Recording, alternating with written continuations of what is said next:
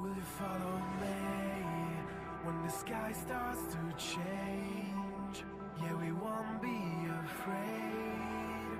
We'll never be the same again.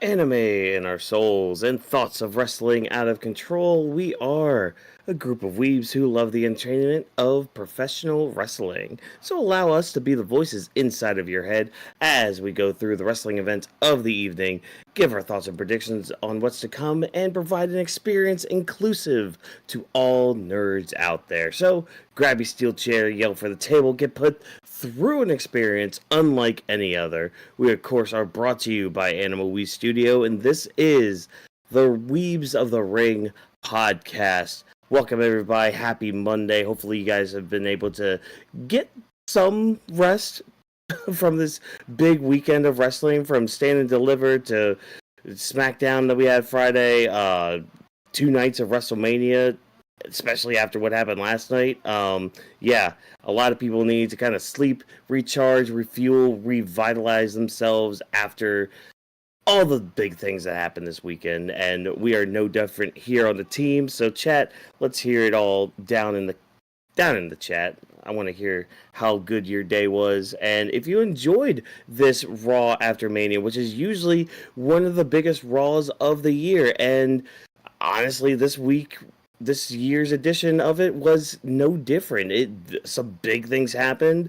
We'll talk about probably the biggest thing in our highlighted segment of the night, and of course, John Cena making another appearance and a surprise match I didn't think we'd get for a long time that we got tonight. So yeah, again, sound off in the chat. Let us know what you thought of the show. And if you're new here, hey, welcome. How you guys doing today? I, of course, am one of your co-hosts, your world champion walk-ins, here to help guide us through all the events that happened in the evening. And I'm never alone in this endeavor. You see two lovely gentlemen here before us who help me and you process all these stories that keep going and going and going because it's long-term storytelling, baby. First up to the bat, we have on the right, the visionary, the revolutionary, the most positive person that can be on this platform to date, unless something actually does legitimately tick him off. We have Legend D Vash. Vash, how you doing tonight? It's your boy, the human attackful, the legendary D Vash. Or you call me Vash. Like drop. Well, my apologies. Like Watkins said, I'm here as a visionary. Seth came out. Paul Heyman even said that he's the GOAT. He's the best of all time. We heard it in the press conference or in the off-script stuff that's been going on in WWE over the past week. That in Pat McAfee show that if you saw Roman Reigns in 2020, this is right now Seth. So we about to get a revolutionary cinema storytelling, but let's see how it goes execution. We already started off with his own enforcer, Braun Breaker, being the bull, being the person that does the 25 miles per hour spears against Roman Reigns and took him out. But I'm not just alone here.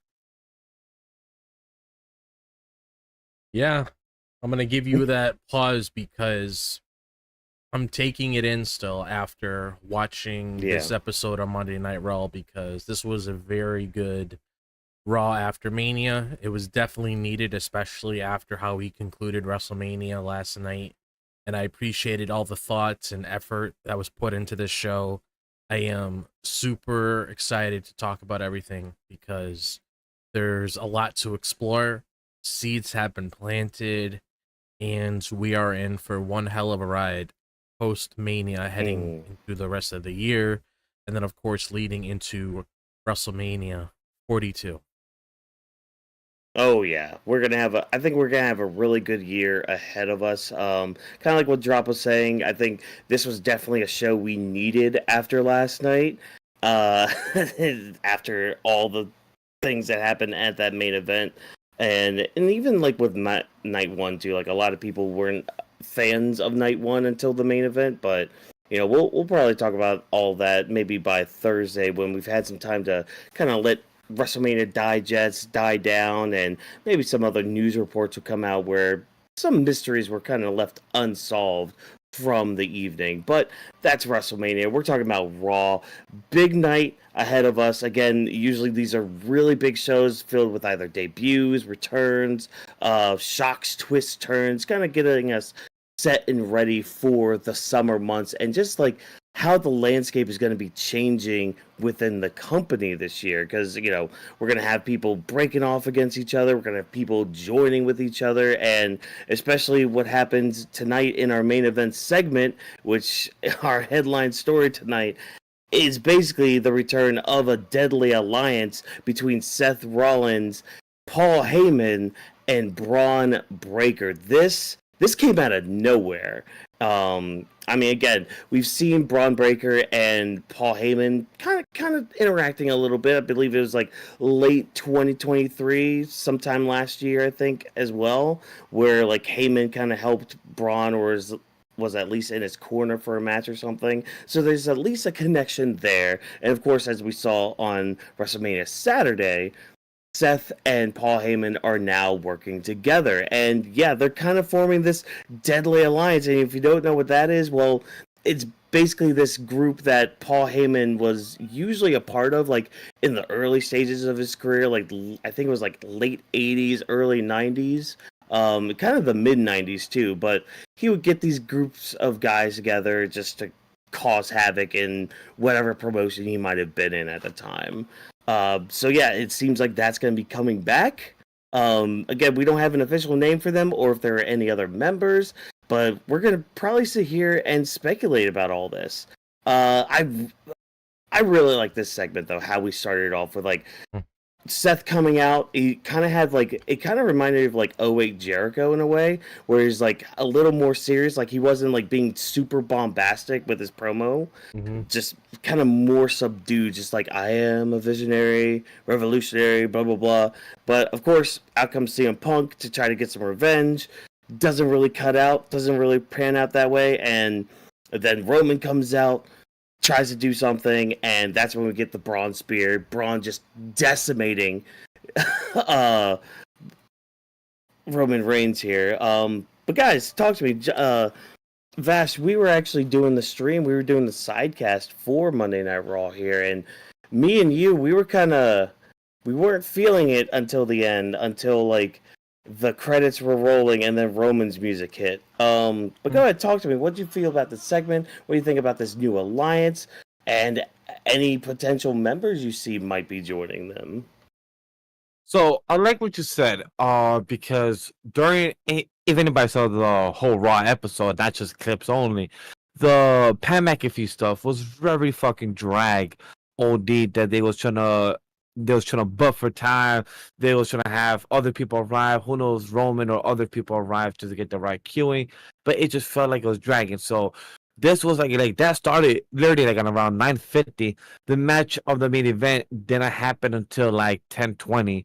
The match finished and everything. Then all right, cool. We had the main event. The whole Pat McAfee stuff. Look, I get it for story for Gunther and everything, but felt like the pacing was dragging more longer than it could have.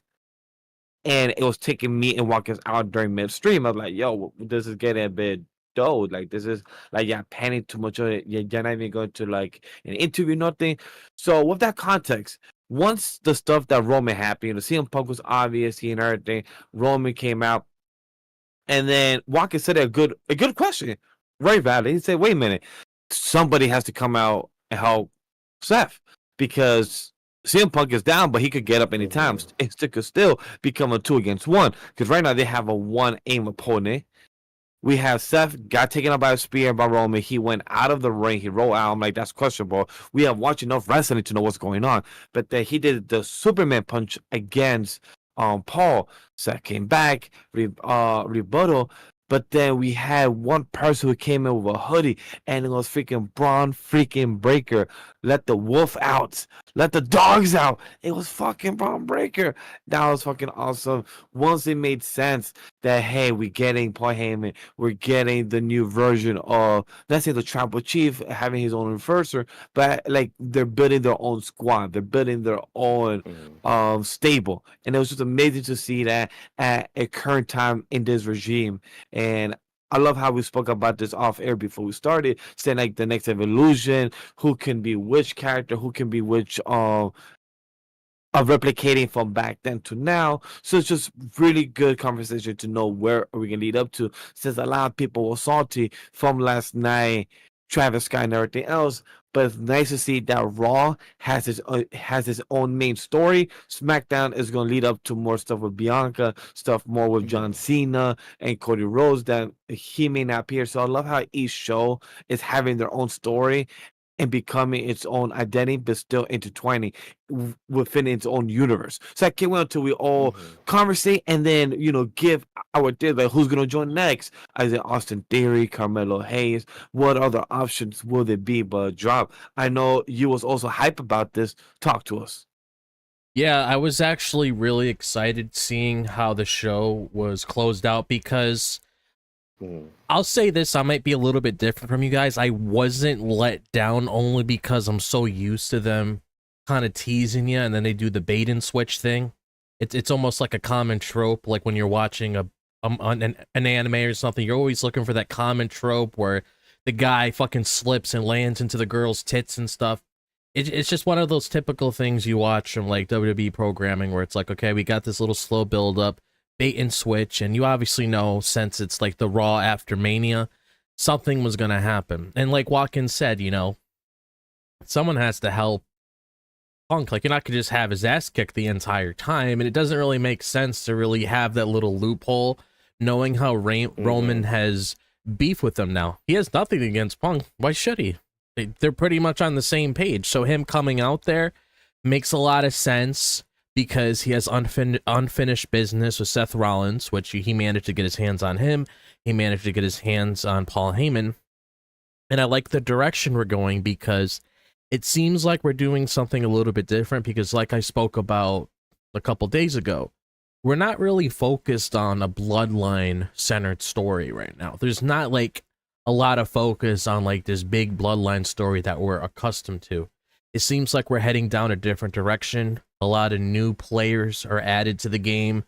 And another thing that we'll talk about in our next segment, which I'll talk about there, that gets me really excited for the rest of the year, because you never know like how this is going to evolve like 2 to 3 months from now. There's just a lot of things on the table now after watching this segment. So when you had Braun Breaker come out after the whole beatdown and everything, made a lot of sense, because he lost the IC title. He needs a new direction.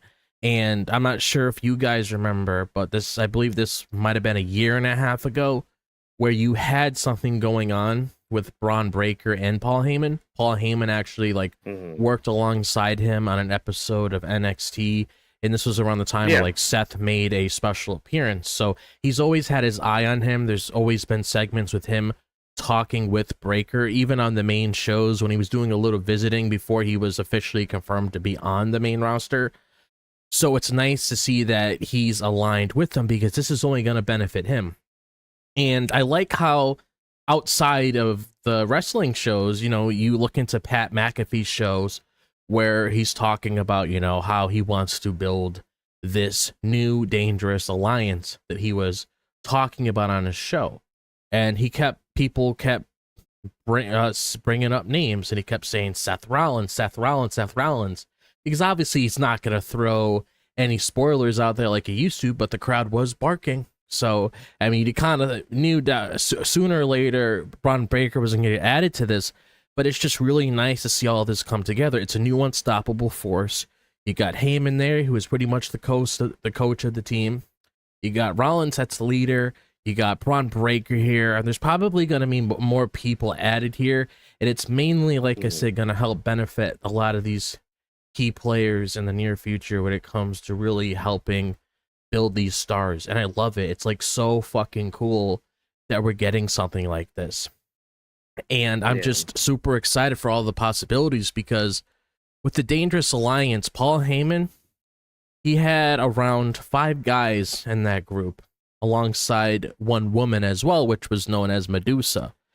So it's like there's definitely 3 other ones that could fit the bill depending on the sort of direction that it can go down. And obviously, you know, that'll be our next conversation next when it comes to possible characters that we can see be adding in here that would benefit them, that would make sense. But I'm just super excited. It's just new, it's fresh, it's something that we haven't. It's pretty much like a reimagining of like the old school.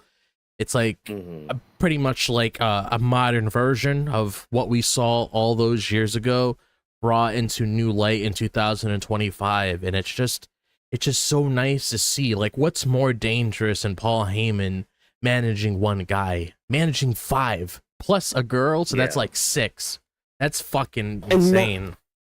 Not only just like 5 guys and a girl or whatever, it's the names that he has with it. Like, Seth Rollins, for example, like, he is, like, with lack of a better word or phrase or anything, the visionary, the revolutionary, all that stuff. Like, he is on top of his game. If anything, like they said tonight, he is number 1. He was always there, just putting on great matches, legitimizing one of your world titles, mind you.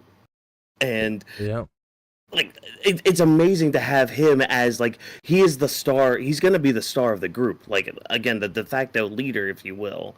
And then Braun Breaker playing the role of, like, this upstart, this guy who, like, he's been taken under multiple people's wings, mainly Paul Heyman again, and just learning from these people, almost absorbing their power in a way. But, like, he's got this intensity, this ferocity that, like, that's why, like, when I see, like, Evolution comparisons as well, I see it in this so far, you know, because, like, when Evolution first started, it was just Triple H and Ric Flair at the time, and then they added Orton and Batista. So it's like, okay, if we're doing just the 4-man squad, you know, we'll have to get 2 other guys. Braun Breaker fills the Batista role very nicely. If not, he's Batista perfected in a way, you know. I mean, and that's nothing against Batista in any sense of the form, because he was great back then. It's just,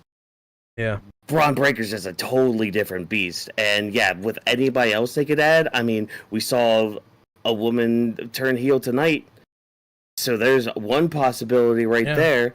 There's plenty of other young guys on the roster, not only on Raw but also on SmackDown and on NXT. So they could always, like, get anybody that they want, that they could just mold and create a star, you know? Like, the possibilities are endless. Like, I mean, you're not going to say names like, you know, Otis or Tozawa are going to join this deadly alliance. But, like, if you can name, like, just almost any other star on the rosters, and you could make a point to say, they could join this group. I have one perfect, and he tweeted a picture, and we saw him wrestle on Stand and Deliver. He's right now without a title with his tag team partner where they could take the tag team division, and is his protege, Nathan Fraser. I would say no to that. Yeah. Only because At least as a group, yeah. Yeah. The only reason why I came off that way, didn't mean it in a bad way. No reason to break that tag team up. Because they shouldn't really have. No, I any said both. I said Yeah. both. I like, hey, if anything, bring both. Actually, I might as well with it. into the group. Yeah.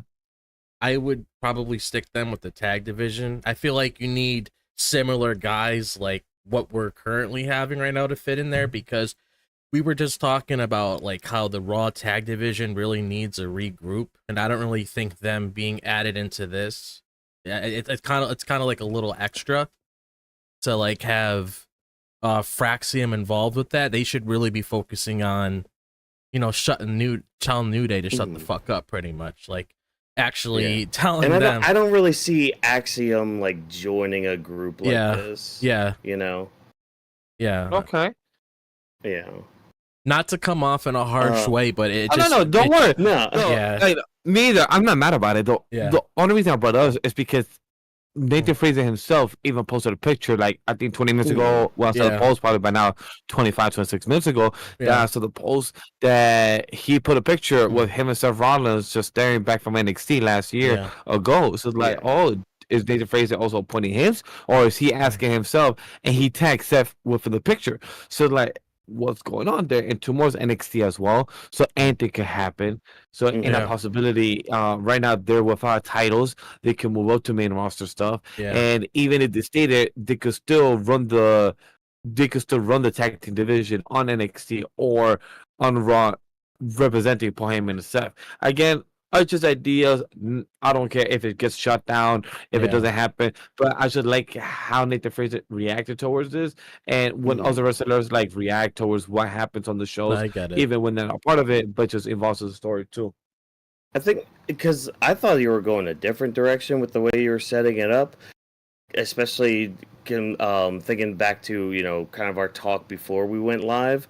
Because another guy that fits that description quite well, that would actually fit in very well with the group, Trick Williams. Yeah, that's what I thought. That's a good way to bring him up. That's what I thought. We did speak about. Yeah, because I literally saw a report that just came out saying that he's gonna be getting called up.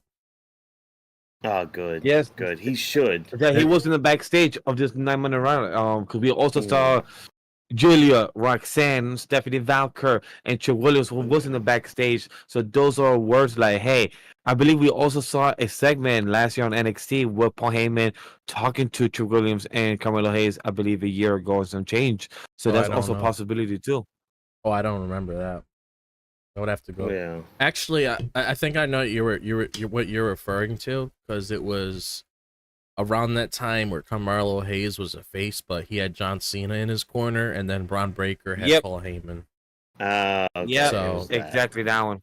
So I know I don't recall him talking with him, but there definitely was like outside shenanigans in the match of him just being snarky, but Trick is definitely a good shout. I honestly feel like it's probably best to keep him and Mello on separate shows for now. So if you were to put him on Raw for now, have him find his footing there, that's fine. Yeah.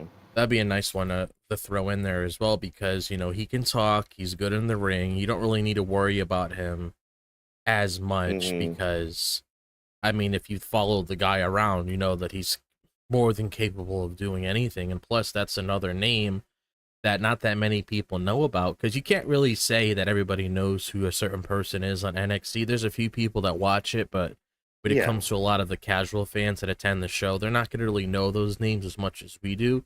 So you throw Trick in there, you could get him over pretty easily, really help grow him as a character. I'd really like that. You also mentioned, if it's not Trick, you could possibly throw in Mello there, because it could easily be one of those things where you don't just have guys on Raw, you also have a couple guys on SmackDown too. If it actually, I can't really say SmackDown, because you never know how the draft is really going to be once that eventually comes up. So all those guys could just be in one spot. But Carmelo Hayes is definitely another good shout as well for a potential member being added there. I was thinking of another cool one. I would say maybe a Karrion Kross, a Bronson Reed if he comes back. That'd be pretty cool. Yeah. Bronson Reed would be interesting because of the whole because with him and Seth and all that, but like I could see it in a way where it's just like, because I mean they had a big feud and all that.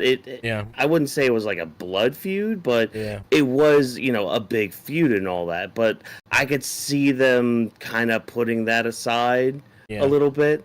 And because again, like Rollins' whole mindset with all this is pushing the business forward, and Bronson Reed being a big guy, like not like a Braun Breaker big guy where he's like super agile, but the man can still move. This man is still a powerhouse, and that's something that Seth looks in with this. Just with his vision and all that is again pushing towards the future, and Bronson Reed is part of that future. But maybe you don't want to have two Brawns on your team. That could also kind of get confusing, as you can just see. Another wild card could be Jeff Cobb. That'd be a pretty cool one. New free agent coming over. That would be insane. Yeah, if they did that. Yeah, in a good way. Yeah. But Karrion Kross, the only reason why I'm so glued to that is because you could tell that the audience is getting like, they're finally getting to him where they actually give a shit about what he does. Like whenever he appears on the screen, there's a reaction. When he came out at WrestleMania, there was a reaction. When he got eliminated during that Andre the Giant Memorial Battle Royal on Friday, there was a reaction. So I'm kind of hoping they lean towards that, because they did that thing this morning where he was pretty much just letting out a lot of steam on how he felt about a lot of things.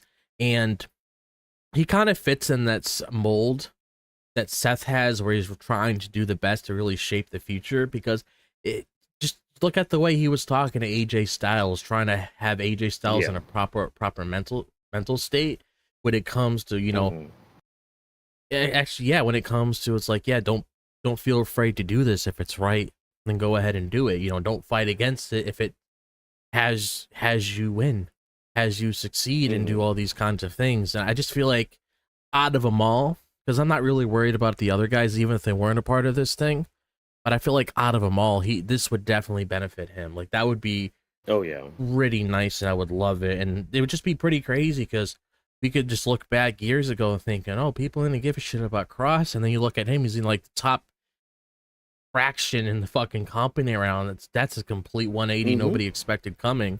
But then we're also talking about ladies too, and it's actually pretty ironic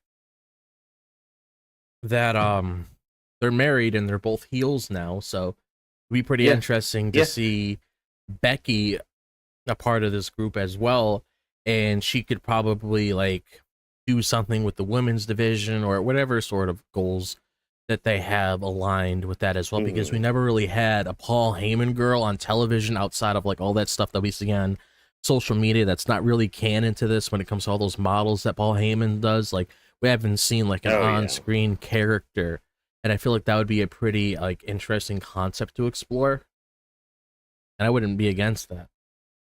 Oh no, I wouldn't be at all. I was gonna bring another option because I saw here on the timeline. I don't know how you guys feel about this. Austin Theory as being one of them. See, I mean, I'm not fully against it. It's just, they would have to. It's all about the execution with it. Really. It's all about the execution, because it would definitely benefit him, but they would have to really convince us that they're really serious about this. Because I mean, first things first. You got to break him away from Grayson Waller if you're really going to do that. Like first you got to get that storyline resolved, and if they want to lead him in that direction and pair him in there, then I wouldn't be against it. I'm just, hoping they take it seriously and they do something with it, because like me and Watkins were talking about off screen, thinking about like a snarky character to add in there outside of the selfie shit. We don't need that selfie shit in this new group. But it's like, forgot he did that. I forgot that was a part of his thing. I did too. That'd be pretty weird, just taking selfies. Wait, Austin Theory. Like, was it Theory? He was He all had a about selfie stick? Yeah, so pretty Yeah, much what happened is when Vince was still there, Vince was around him all the time. Vince came out with him, and whenever he was coming out, it wasn't just like, you know, a Titantron with the lettering of his name. He literally had his phone connected to the Titantron, so whatever you were seeing on the phone, you were seeing on the Titantron, and he had his selfie stick and he was carrying it around. And it was a very stupid gimmick, given how it was being incorporated. Again, looking at who was there around the time, it was honestly, it was kind of weird too, like kind of like a little creepy the way that they were doing it when it came to him and Vince's relationship, just based on like the sort of ideas that run through his head. Which, if you watch the documentary, you know the history as itself. It was fucking awkward. And that's basically what he did at first. And then whenever he defeated somebody, he just took a selfie with it. It's nothing along the lines of Drew, because I know you're probably thinking of what happened with Drew with Priest when he does that. It wasn't that same style at all. Because with Drew does it in a way where it's funny. This was just incredibly forced. Like the way he was pushed. You had a lot of people already qualified for Money in the Bank. Vince comes out and just slots him in there and has him win the thing. It was just a very crazy thing that was going on with him. That gimmick was not good. So yeah, and plus, like, the start and stop that Theory's had anyways in his career, I mean, again, I wouldn't be against it. It's just all about the execution with that one. And I mean, there are other names too you could, like, I'm sure people could throw out, but it's like there's also storylines that they kind of need to finish off on their own too, you know. Like, I mean, as we were talking here, I thought about, you know, some names and all that, and I thought about Andrade for a second. I'm like, okay, Andrade could fit the bill, because like the way I'm kind of visioning it right now is like it's all about the future of the company, and making sure that like the company can be pushed to a new degree. And it's like, you know, we had mentioned Carmelo Hayes, and my mind went to Andrade, but I'm like, okay, well, he's kind of got something going on with like the Garzas right now, so I don't know if they're gonna pay that off anytime soon. But I mean, it's also not a bad shout to have somebody like Andrade, because like he would fit kind of like, granted, he's not necessarily the future, because he is, you know, this is his second time back in the company, but see, that's the other thing. It's just, this is his new time in the company. This is his fresh restart, if you will. Like, granted, it's been almost a year since he's been back in the company, but like it's still something new for him to kind of go at and like try and all that. And I think he would fit the mold pretty well. He would, aesthetically, I would think he would fit the look as well, you know? Like, imagine like each one of them having like the same goal, but they also have an own goal of their own. His goal could easily be something as simple as him, you know, saving the future of Lucha Libre. That could essentially be his initial goal. And especially if you want to tie in the whole acquisition of AAA, and he sees all these new changes coming, and he's worried where the future is going to go with that, you could easily have that be his own goal. Like, they have that one goal, and then they have that own route that they want to fulfill, which I feel like would be an interesting concept. And it would also put him in a good position that a lot of people wanted to see him in. And another person I was thinking of, since they did tease it a couple times in the past, is, you know, possibly you throw Drew McIntyre in there. That'd be pretty cool. That was going to be the other name I was going to mention. Like, I like that choice. Yeah. And like, Ethan Page, but Drew McIntyre for sure. I mean, depending on what they do with them, because I definitely feel like, well, we're going to get more people added. I just feel like we're not going to get like the full takeoff until like the draft. But I'm like, really, no, I get that. But there's like so many possibilities where this can go, and this is just a very like beginning of it, and it just gets super exciting. Yeah, and I mean, what we were mentioning too, like kind of talking about the segment again, like kind of transitioning back into that. because it was very odd watching it, because it's like, okay, we're getting Punk beaten down, great, awesome. Oh wait, we're doing the credits now, and it's like in your mind you're like, okay, well, obviously they gotta be doing something more, because like you had mentioned, Drop, it's like we've kind of been conditioned with the Triple H era that, like, okay, if it's kind of a bigger show on the weekly, there's probably going to be something after the credits. Like, you can even watch our reaction to, like, night 2 last night. We were still waiting. We were like, okay, even though there's credits, there's more, right? There's more, right? And so that was kind of watching this episode, like, near that end. It was like, all right, there's more, right? Even though you're playing the credits, there's more, right? Okay, good. I believe those were the exact words that me and Watkins said while the ending is. Yeah. We're like, the credits happen. It's too early. There's some more going on, and we're like, wait, they're dragging it, but the good type of drag. Wait, okay, Roman appear. Okay, there's still more going on then. Yeah, but I like how they kept Seth strong and all that, and just we're building this new group, and I'm all here for it, man. I am here for it because, again, it's fresh. Like, remember the last time Seth tried to run a group with what was it? Buddy Matthews and AOP. Yes. I mean, it worked out fine for a bit, but I feel like it never really got off like a certain level than that it could have. Yeah. So that's why, like, this new group kind of has me more excited, because it's like, okay, we have another person with Seth, but we also have Paul Heyman.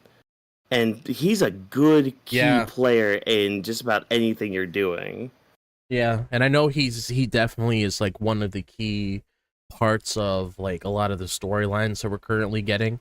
Mm-hmm. And if this is indeed, like, the shift from where we are with Bloodline, let's say Bloodline's on a hold for right now, and we have this to worry about, this definitely feels like his whole idea, because, like, he was, like, really out there saying, this is going to be, what I'm about to make is going to be something, mind-blowing. It's going to be something that you're going to want to tune into every single week. And we know, another good thing about this as well is that we can also get consistent evolve. Like, the story can consistently evolve because Rollins is a full-time guy. Ron Breakker is a full-time guy. One of my nitpicks of the Bloodline story is that Roman wasn't always there. And because he wasn't there, a big part of the story, we never really got to that next page because he wasn't there.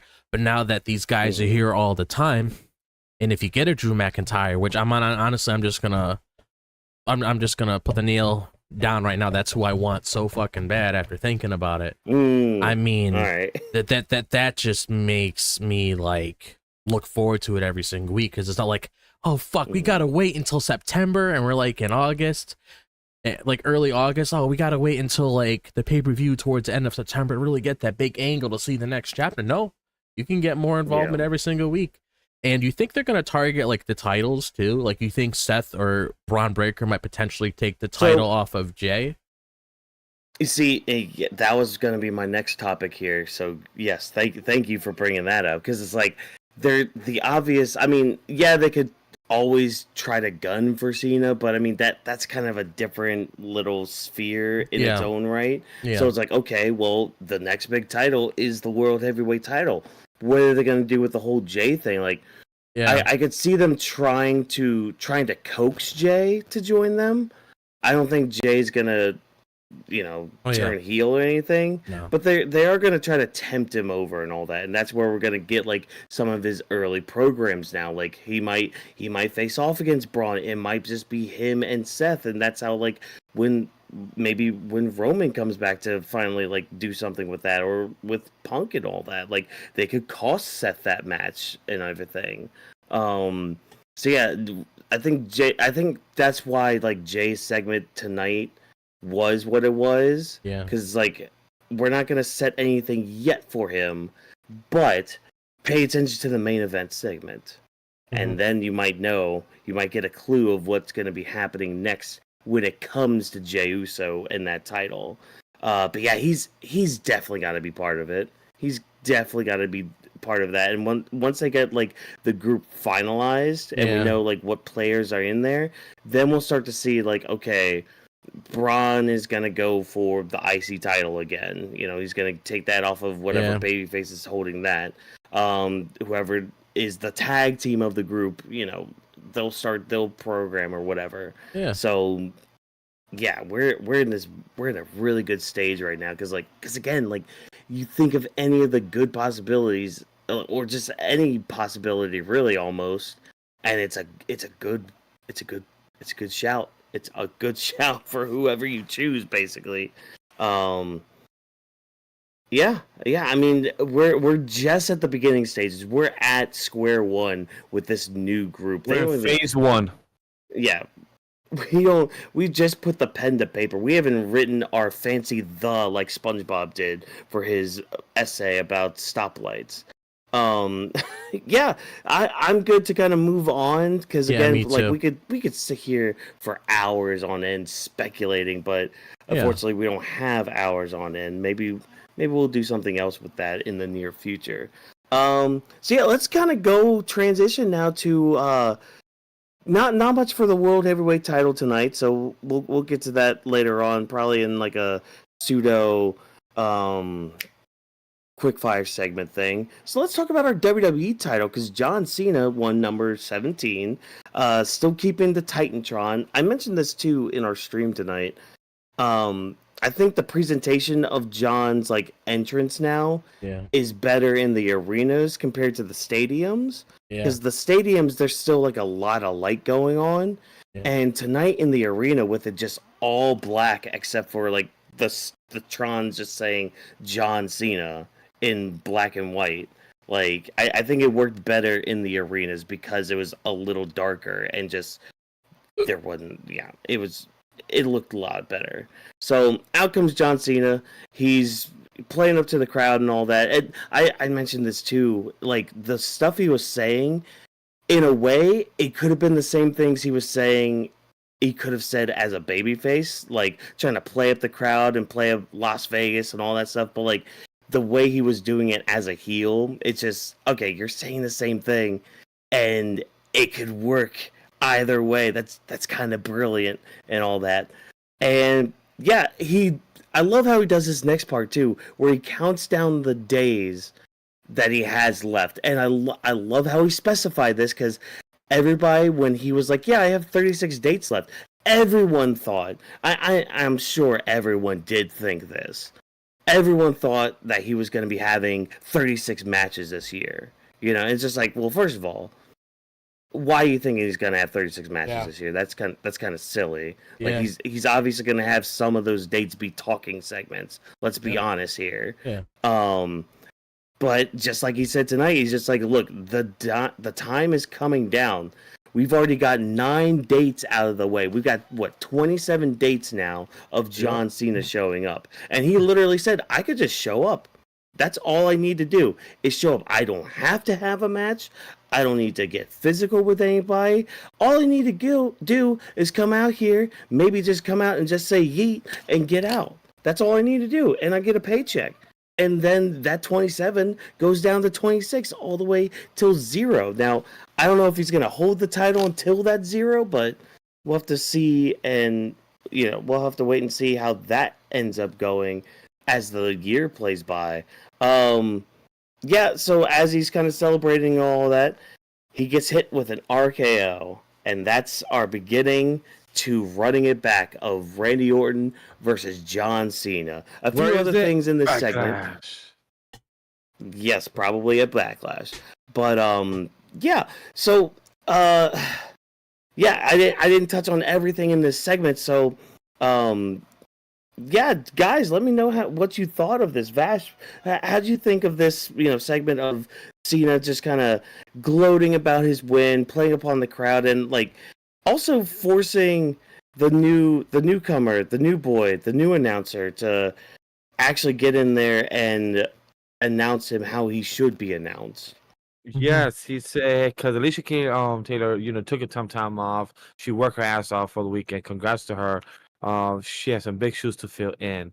And I love how, like, hey, you did a bad job. I knew you was gonna do such a bad job. I came with a poster ready that this is how you should announce me. And he said the greatest of all time. And I love how a year ago, I believe there was the press junkets and everything of how John Cena used to rebuttal that he wasn't the greatest of all time. It was Roman Reigns. Now he's considering himself as a champion, as one of the last champions. He gave the this will be the last real champion of the title winners, like the people that held it, The Miz, Roman Reigns, Edge, Daniel Bryan, all these people that held the titles. He will be one of the last real champion that held this title and move on. And then whoever comes next year will have to make a new title and start from scratch.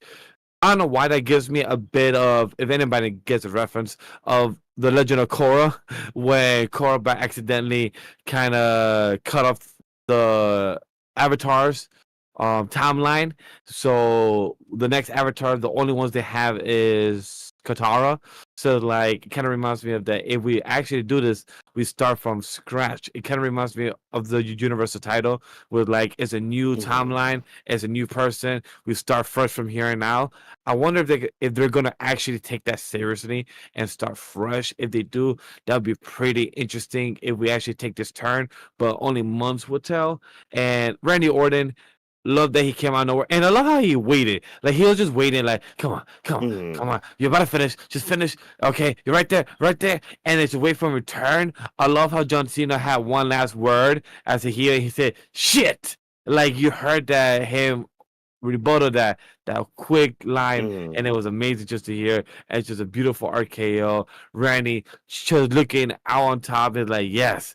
It's just put the title back and like, I'm gonna see you in a couple weeks. I know we're gonna get that this Friday. I know we have John Cena. He's gonna probably talk about that, and we're gonna have a match set because St. Louis is his hometown, and he literally has the full face poster of him. So I'm excited. I am excited for it.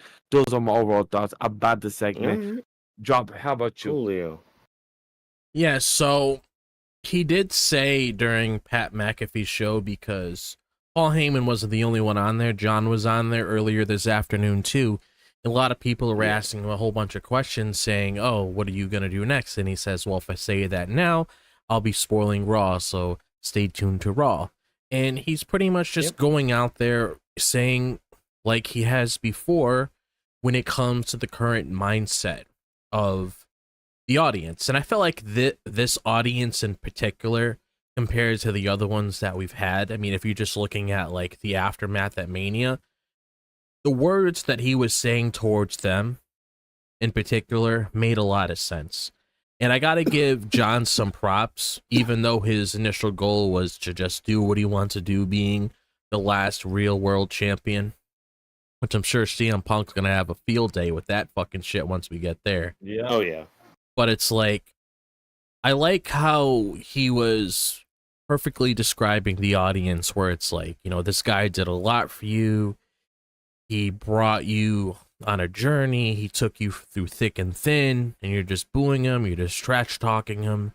So kind of like how he did that, not saying that in a way where I like how he stuck up for Cody. I just like how he's just describing casual fans attending the events, or just how the IWC pretty much operates as a whole when it comes to cheering this person, and then if you don't want them, you boo this person, but then if they say something you like, you cheer this person. So I thought that was just like done so well. Even like the whole flip and switch on Friday when Cody like was able to flip the crowd, and he even alluded to that too. I like how he was saying all these things here, and I just really like his mindset.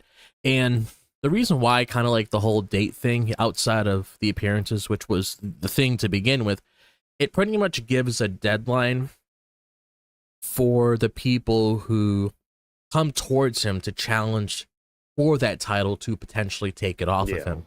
Because it almost reminds me like when you're playing Majora's Mask, you have until the sun goes down before the moon crashes. That's kind of how it reminded me of. You have like a certain amount of time to go through that dungeon in order to progress to the next part. So with John Cena, of the 22nd day. Yep. That's pretty much, and that gave me a fucking heart attack as a kid. That shit flipped me out when that fucking thing came down. Especially with the fucking graphics. Jesus Christ. But it's like, you have 27 days to stop me from pursuing my goal, where he said that he wants to take this title, and he described all the names that had it over the years, the big names.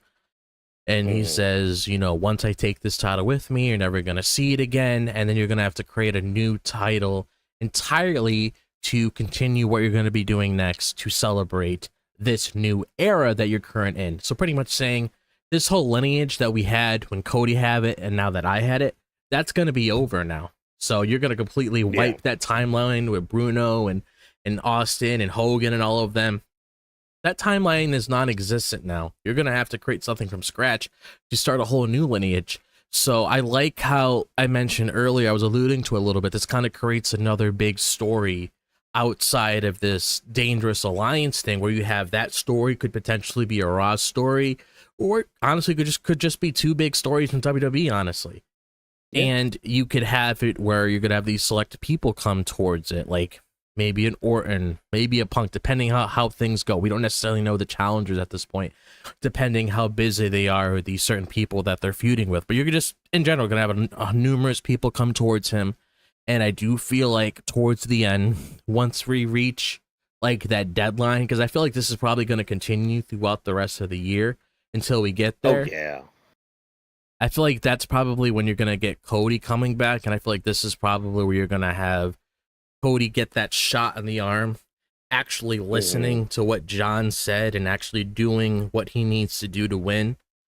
And I could easily see him being the one to reach the conclusion of whatever's going on with this, so we can evolve into what's going on with that. This could honestly transition too easily if the new Dangerous Alliance gets so out of control. Then you can incorporate new characters once this current thing is all settled and done with, because I feel like that other one is the big one that's going to last a little bit longer than this one. But I feel like Cody's probably going to be out for like a good couple months, and then he's going to be the one to put an end to this. And I'm going to give you a shout out, like you said earlier, the whole I Quit thing. Oh yeah. Oh my gosh. Okay, ladies and gentlemen, there was an epiphany that was had earlier, because like it's the whole idea of like never giving up and all that stuff, and it's like, okay, Cody needs to go to that certain length to defeat John Cena, and the epiphany happened. Wait, there's a match type that is legitimately just I quit, and then I actually had to look it up, because I'm like, I know he's been in some before, like the famous one with JBL. There were a couple others that I'm trying to remember, but I can't right now. But I had to look this fact up. John Cena, he's been in 5 of these I Quit matches, and he's never lost any of them. He has won each of those. He has never lost an I Quit match. So imagine one of the final dates he has, and it's legitimately his final match, is an I Quit match against Cody Rhodes. Cody finally, because like that's the thing, that's the whole story with it. It's like, what lengths are you willing to go to win? What lengths are you willing to go, Cody, to save this company, to save this business and all that? You're going to have to do something really nasty, really dark to make John Cena say, I quit. Yeah. And just how poetic that would be for John's final match to be the match that he finally gave up. The man that decided to never quit and never give up finally gives up. Yeah. And at least it's a match that Cena could actually work pretty well, because that match, it's not about like putting people in submission holds or finishers or whatever. It's about putting your opponent through as much pain as possible. And I feel like, looking at Cena's age currently, that could probably benefit him a lot, given that he could just throw whatever at Cody when it comes to putting, like, I mean, look at the matches that he had of Orton when he's like tying him up, doing all this shit, whipping him around, things along the lines of that. Whenever John's put into those matches, he inflicts so much pain on his opponents. So that would be an interesting concept to explore when it comes to like how poetic it would be to like really write it off in the sunset there. And that could easily be something at like a John Cena centered pay-per-view, which I feel like is going to be a thing. It's probably going to be like I'm gonna say it's gonna be one of those things where maybe it's just dedicated to this one thing, or maybe it's like a ruthless aggression sort of PLE, because I feel like he's gonna get his own dedicated PLE. I wouldn't like personally if this was on a Saturday night's main event because of commercials and shit. This is a kind of match that doesn't need any commercials involved with it, especially if it's an I Quit match. It would kind of take it away a little bit, so I wouldn't like this as a Saturday night's main event. But I think I even saw like something teased like a couple months ago about like a ruthless aggression sort of event potentially happening down the line. Familiar. So you could easily do something like that there, and I wouldn't be against it at all in the slightest. Like that would actually be a pretty interesting concept to explore, and it just makes so much sense. And to kind of transition, like kind of backtrack a little bit to this whole thing with like Orton and all that. It's like, okay, how excited are we to see Orton versus Cena in 2025? And the reason I say that is because like there have been a lot of criticisms in the past about their feuds or matches or anything where it's like they don't really have the best of chemistry at times.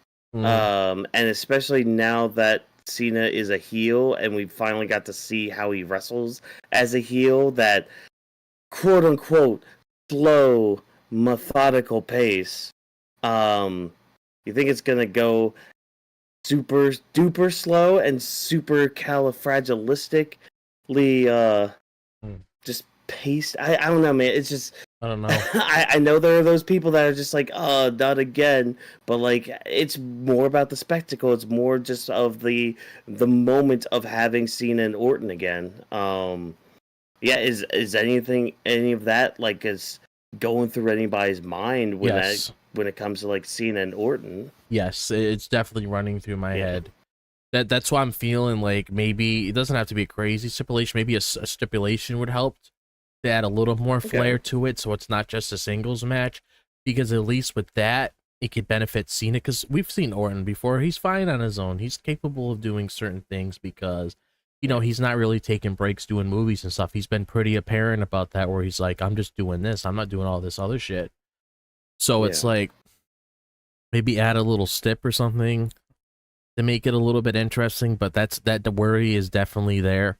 Especially since, Randy's a lot bigger than John is now, because he even mentioned on the Pat McAfee show that, like, Randy's a lot bigger. He grew an inch taller.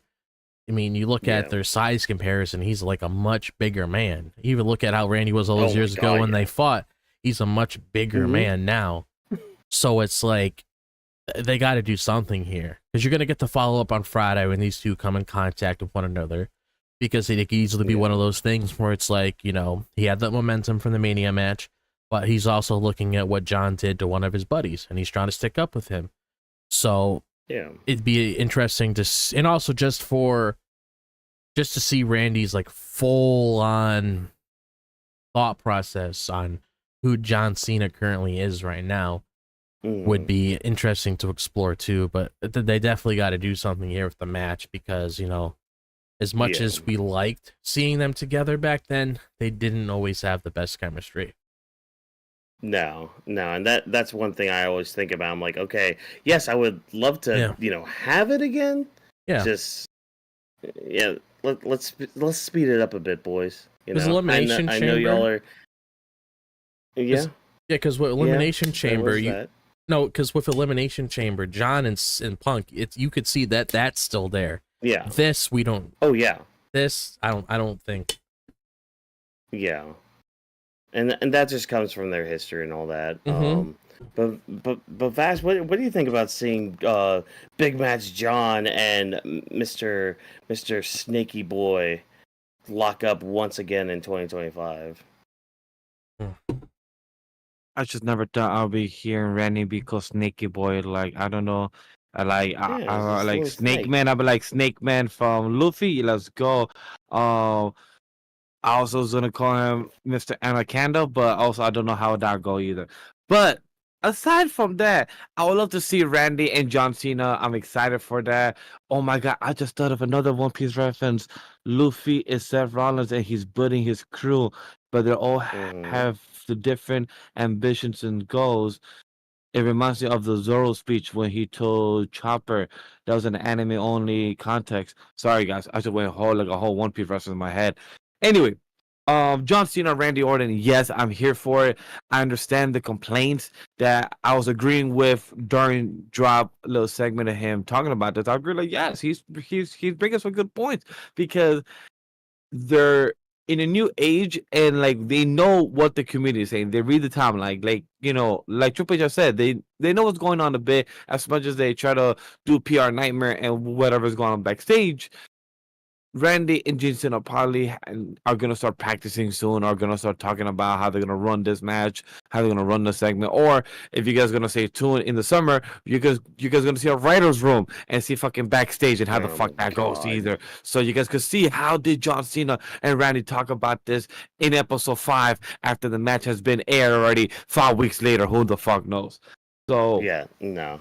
Take all of that with a grain of salt. Exactly.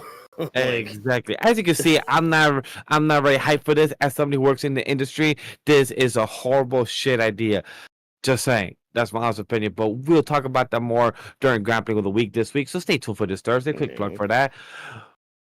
I am excited for 225. What brings for this John Cena matches? We know we're gonna get CM Punk ones coming soon. I know we're gonna get the Randy one at St. Louis Backlash, and we're gonna get many more down the line in the coming weeks because we do have 27 days left. Like he said, he's not gonna be putting matches every of those days of the 27 days. So we know that some of them will be POEs. We at least have 6 or 8 POEs left, I believe. So at least 10 or less of those days are at least matches that we could at least hope to be. I like the theory. I know that when the time comes in December, we're gonna come back in April and be like, hey, where's that quick clip that we should post right now and put the time code and do like a video package of all the theories. Hopefully by then we can say like, hey, right here is a theory package for Weebs of the Ring where we can post that we saw this coming, we knew this was coming. All those moments were hype. But just to keep it blunt, Randy and John Cena, I'm excited for it. I know it's going to be slow pace, a lot of stare downs, a lot of aura, a lot of hockey being used, and it's going to be interesting how their new dynamic is in 2025. That's all. Yeah. Yeah, and we'll have to wait to see how Randy even talks to John, which I'm glad we didn't get any talking yet. We have enough time between now and Backlash to get a few good promos out and all that.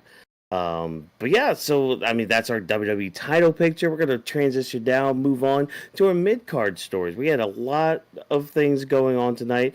A few matches. We had about 3 matches in the span of the whole 3 hours of the show almost. So, take that what you will for some of the people that like to use stopwatches as you're watching a wrestling program.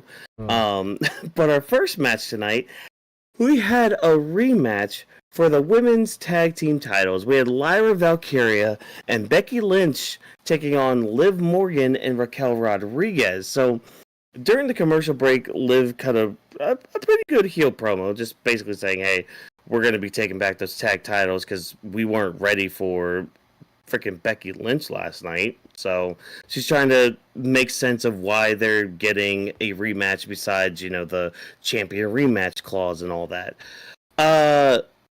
Interesting that they came out to Becky's music and together. Again, I'm gonna preface a lot of what I say here in this segment. It might sound very nitpicky to some of y'all, but there were some things. There were some things in this overall segment here. So yeah, Becky and Lyra coming out at the same time. That is a choice that was made. And yeah, they had a match. I thought the match was good. If anything, I think I preferred this one compared to last night. Yeah, because I think what really set this one above is this one felt a little more unpredictable. Because it's like, okay, they could get the quick, they could get the quick retention here and all that, and justify them having the title match and getting the titles last night, or they could just hot potato the belts again back to Liv and Raquel, and they decide to hot shot the tag belts back onto Liv and Raquel. Okay, that's fine. Especially the way we did it, because it's like Yeah. Lyra. I mean, she didn't really cost them the match, but there was a little bit of off communication, mainly because like she hits Raquel off the ring. Raquel hits Becky, and then Liv hits her finisher, pins the IC champion. There we go. Bada bing, bada boom. New tag champions. And then Becky crashes out. She turns heel on Lyra, and the clotheslines happened. A lot of yelling, and then punches being thrown. The crowd is cheering Becky Lynch, by the way, during all this, which, you know, take the Vegas crowd what it is. It's still not a good look to have your babyface be not cheered and your newly healed person be cheered. But, you know, we'll maybe a change of crowd. We'll see how that goes. But yeah, this segment, I don't know. I'm not gonna lie. I thought Lyra looked bad in a lot of this, and it's no fault of her own either. Because like in ring wise, like the action in the match, she was great because it's freaking Lyra Valkyria. She's freaking great. Wasn't a fan of her coming out with Becky, and a lot of this just has to do with how they're treating the women's IC title to begin with. But I also don't like how they're kind of pushing Lyra down even more with all this. Because then, like, when Becky does her turn, she does the clothesline, and Lyra's just cowering right there. And it's like, okay, I can get the thing. I can get the idea of, like, okay, she's shocked that Becky did this. I don't know. It took me back to last night with the whole Cody thing. It's like, you have the title right there. Just hit John with it. It's fine and all that. It's like Lyra was just there, kind of cowering a bit.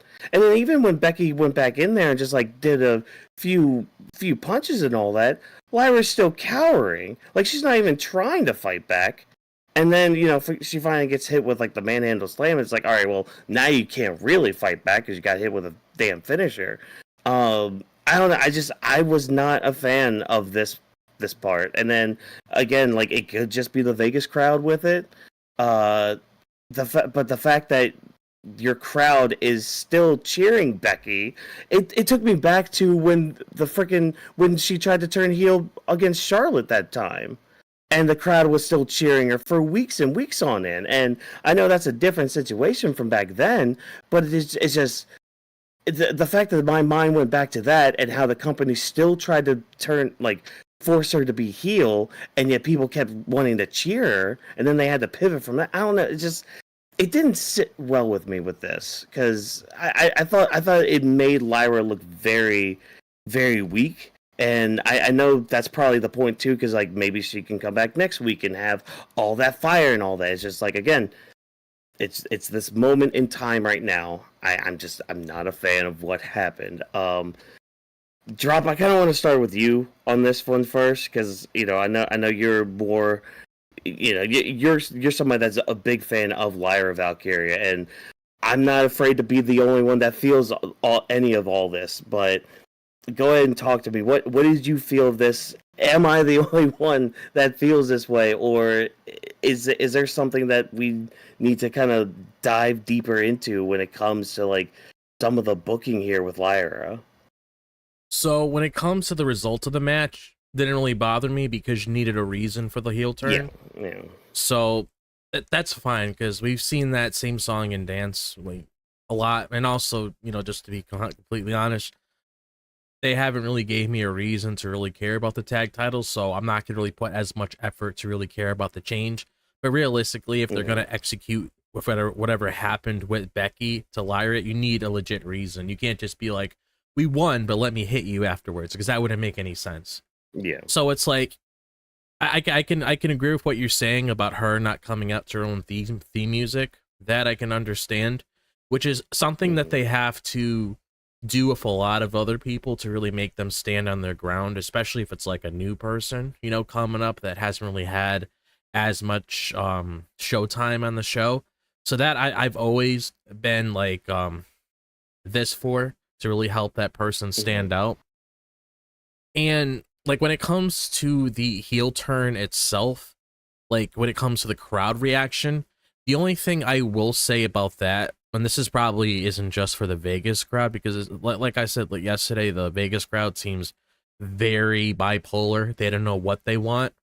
But I feel like I was also thinking as you were talking, and they just like destruction. It's kind of like Bronson Reed with the tsunamis, Jacob Fatu beating the shit out of Braun Strowman, who is a person that a lot of people love. And you also had the whole thing with the tsunamis with Bronson Reed on Seth. I mean, people sing his song like fucking crazy. That's a guy that's insanely over, and they wanted him getting a lot of destruction. And then same thing of R-Truth. They've been wanting more damage getting done to him.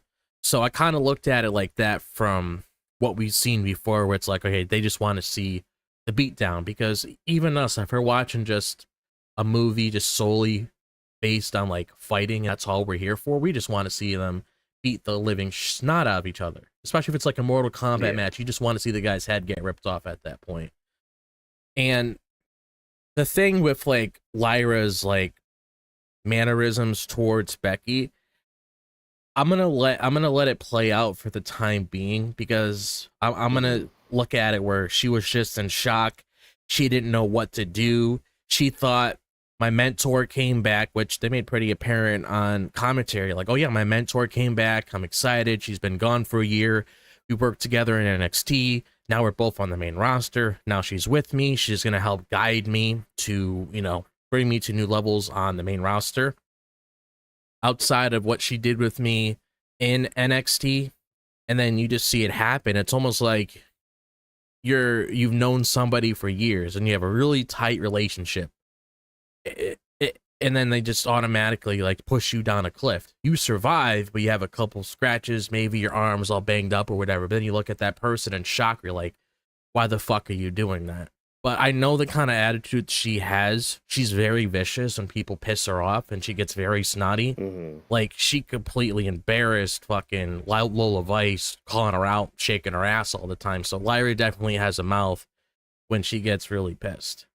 So it's like, I'll see where it goes next week, but I will say I do like the direction, mainly because I'm hoping and praying this does something to help grow Lyra's character, and I'm hoping this is also where we can insert Bayley in right now, showing that you got a true friend here, somebody that actually cares about you, and then we could actually get a proper conclusion when it comes to, okay, Becky, why did you attack Bayley? Why are you doing this to Lyra? Are you jealous because somebody's taking your spot? Like, is it like a similar situation with like Tiffany and Charlotte, where it's like this new toy in town, everybody wants this new toy, it's going out of stock. Tiffany Stratton was that toy. Charlotte couldn't wrap her head around it because she was so focused on being replaced. Is this Becky's mindset now, where it's like she feels like, you know, since Lyra's here and since I was the only Irish girl in town, is she stealing my spot? Or if it's just one of those things where it's like, I don't really want this extra weight on me. I'm back now. I should be winning championship titles. I shouldn't be worrying about babysitting this little girl. I mean, she already had a title on her own without my help. Why the fuck do I really need her? Like, is it one of those things? That's where I'm hoping it actually gives us a good story with this current plot thread that they did. So, because I do remember reports saying that Becky wanted to have a different character when she came back. She just wanted to be the man. She didn't want to do everything that she did before. She wanted to do something completely different. So I'm hoping that leans towards that. And once we get them next week, we can get a better understanding of Becky's motivation. So then we could start to connect the dots little by little, so we could understand exactly where this is going to go, where Bayley's going to factor in, you know, why Bayley was attacked to begin with. So, like, basically, you know, just looking at that, I'll let it play out so we can get the explanation. But I'm just hoping that this is, like we spoke about before, something that could help Lyra, because she's a great wrestler. You can't take that away from her. But I'm hoping this could bring out a side of her. that we haven't seen before on the main roster that could help people give a shit about her, and people care about Becky. So her doing a lot of fucked up shit could help gain some sort of sympathy on them, kind of like how Nia was treating Tiffany like shit at first, and then the crowd started slowly getting behind her because they didn't give a fuck about her before. She's like, okay, whatever, but they slowly cared. So I'm hoping it's one of those things. Yeah, I really hope it is. Because I want Lyra to have more, and we talked about that even during our WrestleMania predictions, like when we were discussing about like somebody turning on one another when it came to like Lyra and Bailey. It's like Lyra just needs something to her besides, oh, I'm good wrestler. Yeah. Like, oh, I'm good wrestler only gets you but so far. In this day and age, unfortunately for some people and all that. Yeah. But Vash, what about you? What are your thoughts on this whole Lyra Valkyria Becky Lynch fiasco going on? It was whack. I hated it. I dislike it. It was the match. The match was better than last night. That's one thing I will say. Me and Walker did speak about this during. This match was better than yesterday's match between them. I take this match over that. The Becky turn, I did not feel nothing for it because I don't know if it was the acting, the awkwardness of Becky leaving, then coming back, then trying to decide if she hurt her or not, and then doing the Becky slam. It just didn't work for me. This heel turn felt flat. It felt very it didn't move me. It felt just awkward. Hopefully if and when Becky turns with Paul Heyman and everything, I knew the heel turn was coming because we saw the clip that she was excited to see Seth turning with her husband turn with Paul Heyman. We saw the clip that she was all excited, like all giggling. And we said like, hey, like drops her earlier from the reports that we heard the report that when she comes back, she wants to have a new character. She was the man for the past, I think 5 years now, or like 5, 6, 7 years. She's been the man. Yeah, so it's been a good while. Yeah. So for that good while is the time for her to turn, and I'm gonna kill this. It's a perfect time. But right now, for me, it felt flat. It felt the awkwardness. I do agree with John that the reason that Lyra Vaquer couldn't really respond is because she was in shock. Like your whole mentor, betraying you. It like, for example, like instead of Obi-Wan betraying you, is like Skywalker, like, hey, you betrayed, like you're the chosen one. But imagine the flip side is Obi-Wan to betray you. Like, hey, it's how Anakin saw the whole time that Obi was the one that betrayed him, and that's what Becky did. Becky's the one to betray, and like Lyra was stunned. She couldn't move. She was just stunned. She was like, "Yo, what's going on? This has to be not reality." Hopefully that's the case. But it just wasn't really portrayed too well on camera for us to view that. But I was getting that sense of energy and sense of acting from the two ladies. Hopefully it gets more executed throughout the next couple of weeks. For me, it just felt a bit flat. I was seeing the vision. It's just the execution wasn't fully there for me to really grasp from it and really could be like, wow, it was good. Because also the crowd kind of cheer for Becky heel's turn when they're supposed to do the opposite effect a bit when it doesn't get cheered too well than it's supposed to be. Yeah, I don't know. I just seeing it, I think part of it too is just like some of the pacing with it, like some of the timing with it too, is just like it was just weird, awkward feeling where it's just like, Becky did the clothesline and then she's just yelling at Lyra and Lyra's just laying there. I don't know, man. I gotta catch it what kind she of took said. me out of it. I gotta catch because I know Netflix adds captions, so I gotta catch what she said. I'm gonna actually look back at that after the show. Yeah, I don't know, man. It kind of just took me out of it, and I'm just like, oh, come on. I don't, because already I was having issues with Lyra's IC title run and how that's been treated, and I'm just sitting here like, now your champion's looking even weaker, and we had just come off the night after freaking, again, Cody Rhodes had his thing. I don't know. It didn't sit well with me. And I mean, I'm not gonna completely write it off either, It's just I am gonna still give it like the time to see. Okay, let's see how things can play out. Let's see how things can evolve and all that. But like again, just this moment in time, I'm not a fan of it To at add all. to add on top of that as well, we had them being as a double champ, Lyra being double champ, and then 25 hours later to be the one getting pinned by Liv Morgan as well, and being the IC champion, it just falls flat as well. Like all this was too messy. Yeah. I get the reason, I get the story, I get the execution. Just having too many variables with them doing it after 24 hours. The heel turn could have returned tonight.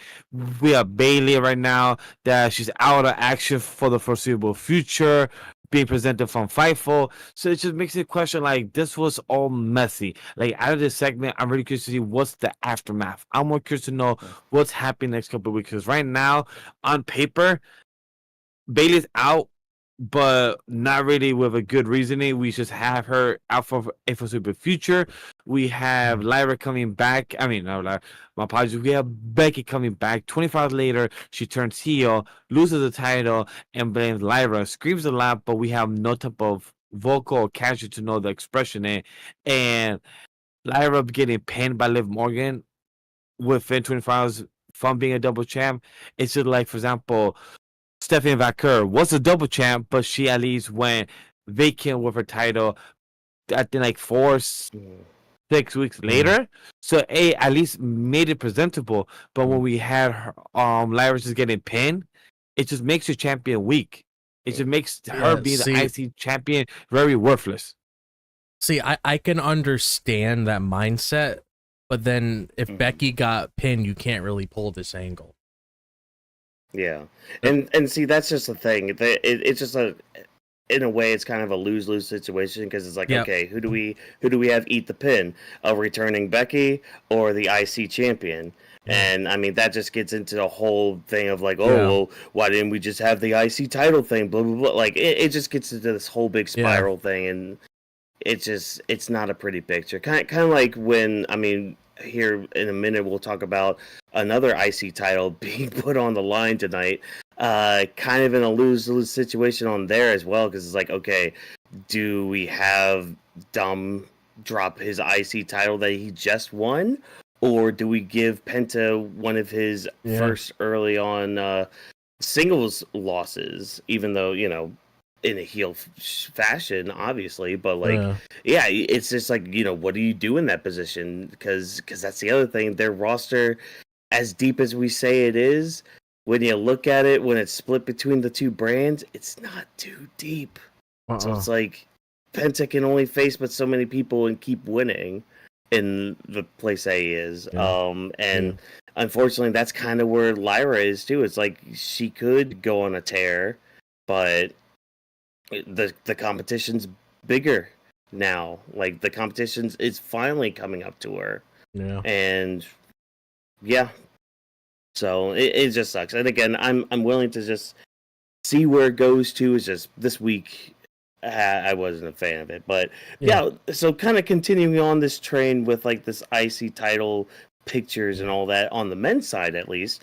Again, we had Dominic Mysterio taking on Penta, his first title defense of this new title reign he's in. We did get a little segment in the back where Judgment Day are celebrating the fact that not only did Dom win the IC title the night before, but Liv and Raquel had just gotten the tag team titles back. In comes Finn, who, he's a good actor here. Great, faking that you're very happy for your buddy here. I like how this is still gonna be a slow burn with Judgment Day ending and all that, or splitting, or however they're gonna end up doing all that. And so getting into the match itself, I mean, the match was fine. It didn't really blow me away or really make me go ooh ah. I was more curious of okay, how are they gonna end the match? How are they gonna justify Penta losing? And thank God that answer was given in the form of a big old human-sized bobblehead known as JD McDonough coming back and costing Penta the match, helping Dom win, and even Finn looked kind of surprised that JD was back. Interesting, lines, interesting threads that we're pulling here with this story. But Vash, I'm going to start with you with all of this. What do you think of this IC title picture, this whole stuff with the Judgment Day? What are your thoughts on everything? Finn, I don't trust you. Like Damien Priest has said, that keep your enemies closer because keep your friends close because they're the ones that will be betraying you. He said this during the speech, I believe in Spanish as well, when it came to Finn betraying him, like during the world title scene and everything. So it makes sense. Finn right now is about to betray Dom, even during the clubhouse. Finn was just staring at Dom like a good stare down very long, and Liv just buddy like, hey buddy, I have a quick question. We're still good. Lock in. Eyes on me. We're still good on anybody that brought the IC title back to the clubhouse. That's what's important, right? It doesn't matter who brought it. Just somebody brought it, right? And I love how like, yeah. And that also reminded me in the end of the match when JD came out and everything, Finn was just so stunned as well. Like, what the fuck is this? Like, I wasn't informed. I wasn't told. And I just love Carlitos. It's just like, they're in the middle, like, yeah, come on. We're back to a happy family. Yeah, we're all here. Carlitos in the middle. We got JD. Finn is just getting pulled from them. Like, the fuck is going on here? Some bullshit. I'm not being told with the details. Crazy reference. It reminds me of Shrek 1 when everyone moved into Shrek house without even Shrek being told of what was going on or being told about. So it kind of reminds me of that. Like, everyone just came here and being told, like, yeah, we're all happy family. Finishes the most awkward one. I do agree with Walker's what you brought earlier in the previous segment before we transition. It was that Penta versus Dom. It was a win-lose situation. But like you said, there's so many things we could do by having the same rotate with the same people. Braun, Ludwig Kaiser, Finn, and Earth. We're going to have to explore. Like one of the guys that came back, Rusev Day. So we're going to probably see many other opportunities with many other people's, coming in. So hopefully with this match with Dom and Penta moves on to something else. I don't know if we're going to have another round 2 for this match because this is the second loss that Penta got. One was with Finn, like Watkins corrected me during the stream, and now the second one is Dom. So I'm really curious to see where it goes next. But the question is, what's possible? Because Dom's story right now, hopefully, doesn't fall in line too much with the Judgment Day. Hopefully, it explores outside of it as well, and most likely, we might be getting a Finn versus Dom during Backlash, perhaps, or maybe the next period, which I believe is Money in the Bank, unless Dom might be part of the Worlds Collide, and representing WWE and the Luchador possibility as well. They're kind of branding that too with NXT, so I don't know how much of the main roster will be part of that, but I mean, it would be a good shout with Dom being down there, just with his ties to like Lucha Libre and all that stuff. Yeah, I mean that's not a bad shout with that, but okay, all right. What about you, Drop? What do you feel about all this Judgment Day shenanigans going on in the IC title picture right now? I definitely feel like we are heading with a match with Finn and Dom at Backlash. I feel like the story kind of wrote itself at Mania, where it's like Dom pinned Finn to get the IC title, and then you had that little interaction tonight. And there was even points throughout this match itself, and I was watching it, where I thought Finn was going to actually cost Dom the match, because I thought it was going to be one of those things where he was going to have like a feel-good moment, and then the following night he was going to have the title like ripped away from him, and then Penta was going to end up walking out with the title. That's how I thought, just based on everything that happened last night and looking at a couple clues that was being thrown at us today. So that's what I was thinking throughout the match.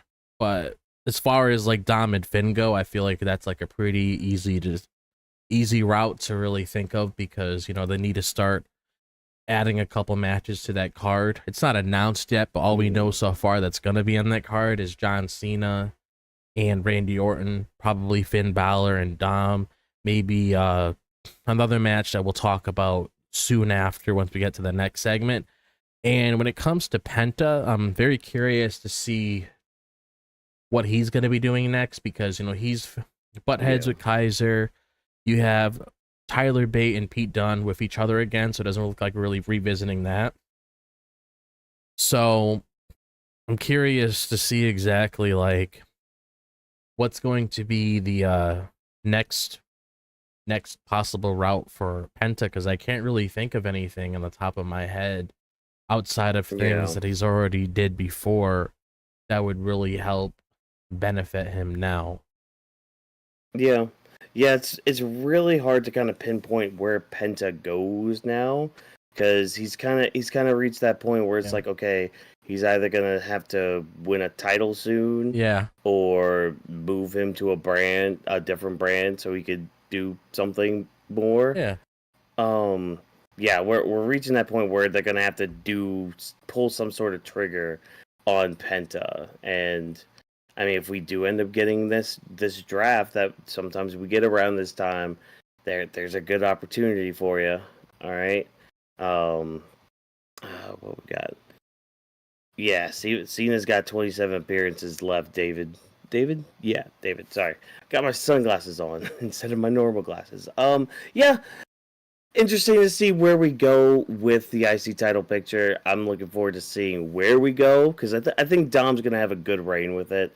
And he seems to be getting some good reactions from people, which is also kind of crazy to think about. Like, people are starting to cheer him, which, you know, don't get me wrong, it's nothing against, you know, like his talent or anything. It's just, you know, he was so heavily booed for so long, but, you know, now he's A-okay in everyone's books. All right, cool, neat. But let me ask you something, Drop. Did you think that in the Lord's year of 2025, let alone the Lord's date of April 21st in said year, that we would get a possible dream match just on the Raw after WrestleMania? Did you think that we would have gotten a match of the caliber of Io Sky taking on Stephanie Vaquer? Did that ever cross your mind going into this show tonight? No, I didn't expect to see that at all. Like, that honestly shocked me. Like, I expected to see Io on the show because she has to have a moment to celebrate her victory at WrestleMania when she went up against Bianca and Rhea Ripley. So I expected her on the show. I didn't expect Stephanie to show up because, yeah, she is probably still in the area because they did have Stand and Deliver in the same area, so they probably have like a couple people back there doing a couple things or whatever. But I did not expect her in the slightest to confront her after this. Like, that completely like caught me off guard because, you know, we have her coming out, thanking the crowd, getting, you know, good ovation from the crowd. People are saying she deserves it. You know, Io's over. People care about her. And that put a big smile on my face, and it's definitely deserved. But when she came out, you got a big pop there. People love her. People know who she is, which is a good thing. When she comes onto the main roster, people already know who Stephanie Vaquer is. And when they were talking with each other, showing signs of respect and everything, and then you have them make the match official after Adam Pearce comes out, I was like, okay, we're in for a treat. And I get why they're doing it, because it is the Raw after Mania, and normally you get these sort of things, because last year we had Ilya Dragunov, we had Roxanne Perez that were still in NXT, but they appeared since they were still in the area around that time when they had their matches at that Stand and Deliver Premium Live event. And these two ladies have great chemistry. Like, I'm just going to come out and say that they have great chemistry. They know each other very well. Like, if you wanted to put like a whole highlight video of just showing both of them going back and forth, it was just good throughout the match itself. And it just gets me really excited because, you know, this goes to show that this isn't the last time we're going to see this. So I like how we didn't have a winner because we got to keep in mind that Io's the women's world champion and Stephanie Vaquer is the current NXT champion, so you don't want any of them getting a loss right now. And if there were to be one, I would assume Io would probably be the one to come out on top, given that she is the bigger champion, given the title that she has on the main roster. But I like how there wasn't a clean finish, and it just gave us a little preview, and we did get a good amount of time with the match, but I like how it gave us a little preview of what to expect in the future, because this isn't the last time you're going to see Stephanie Vaquer on the main roster. Oh yeah. And what's great about it, because like I agree with you full-heartedly, like these two have some really good chemistry. Some of the mat wrestling they were doing just in the beginning of the match, I mean, like if you're into some technical stuff, you're in for a really good time with this match. And yeah, they left enough to want us wanting that actual match, like one where there's like bigger stakes on the line instead of just kind of an exhibition that they were pulling off. Because like you also kind of got that aspect of this match, because yeah, obviously somebody was going to get involved and cost one of them the match, or DQ and all that stuff. So like you could tell even in Io and Stephanie's, like just how they were walking or going through the ring, they were there to kind of just exhibit some of their strengths and all that. And yeah, it was a fun time had. And the fact that like not only did we get this match, I'm glad you brought up the idea of like seeing the future, because it's not like we just saw the future of what these two could do in the ring. We saw the future, or at least possibly the near future, of the women's division as well, because Roxanne Perez and fucking Julia came out tonight. Like we thought it was just gonna be Roxanne coming out to cost the match, because apparently she has a match with Stephanie Vaquer tomorrow. Yeah. From what commentary said.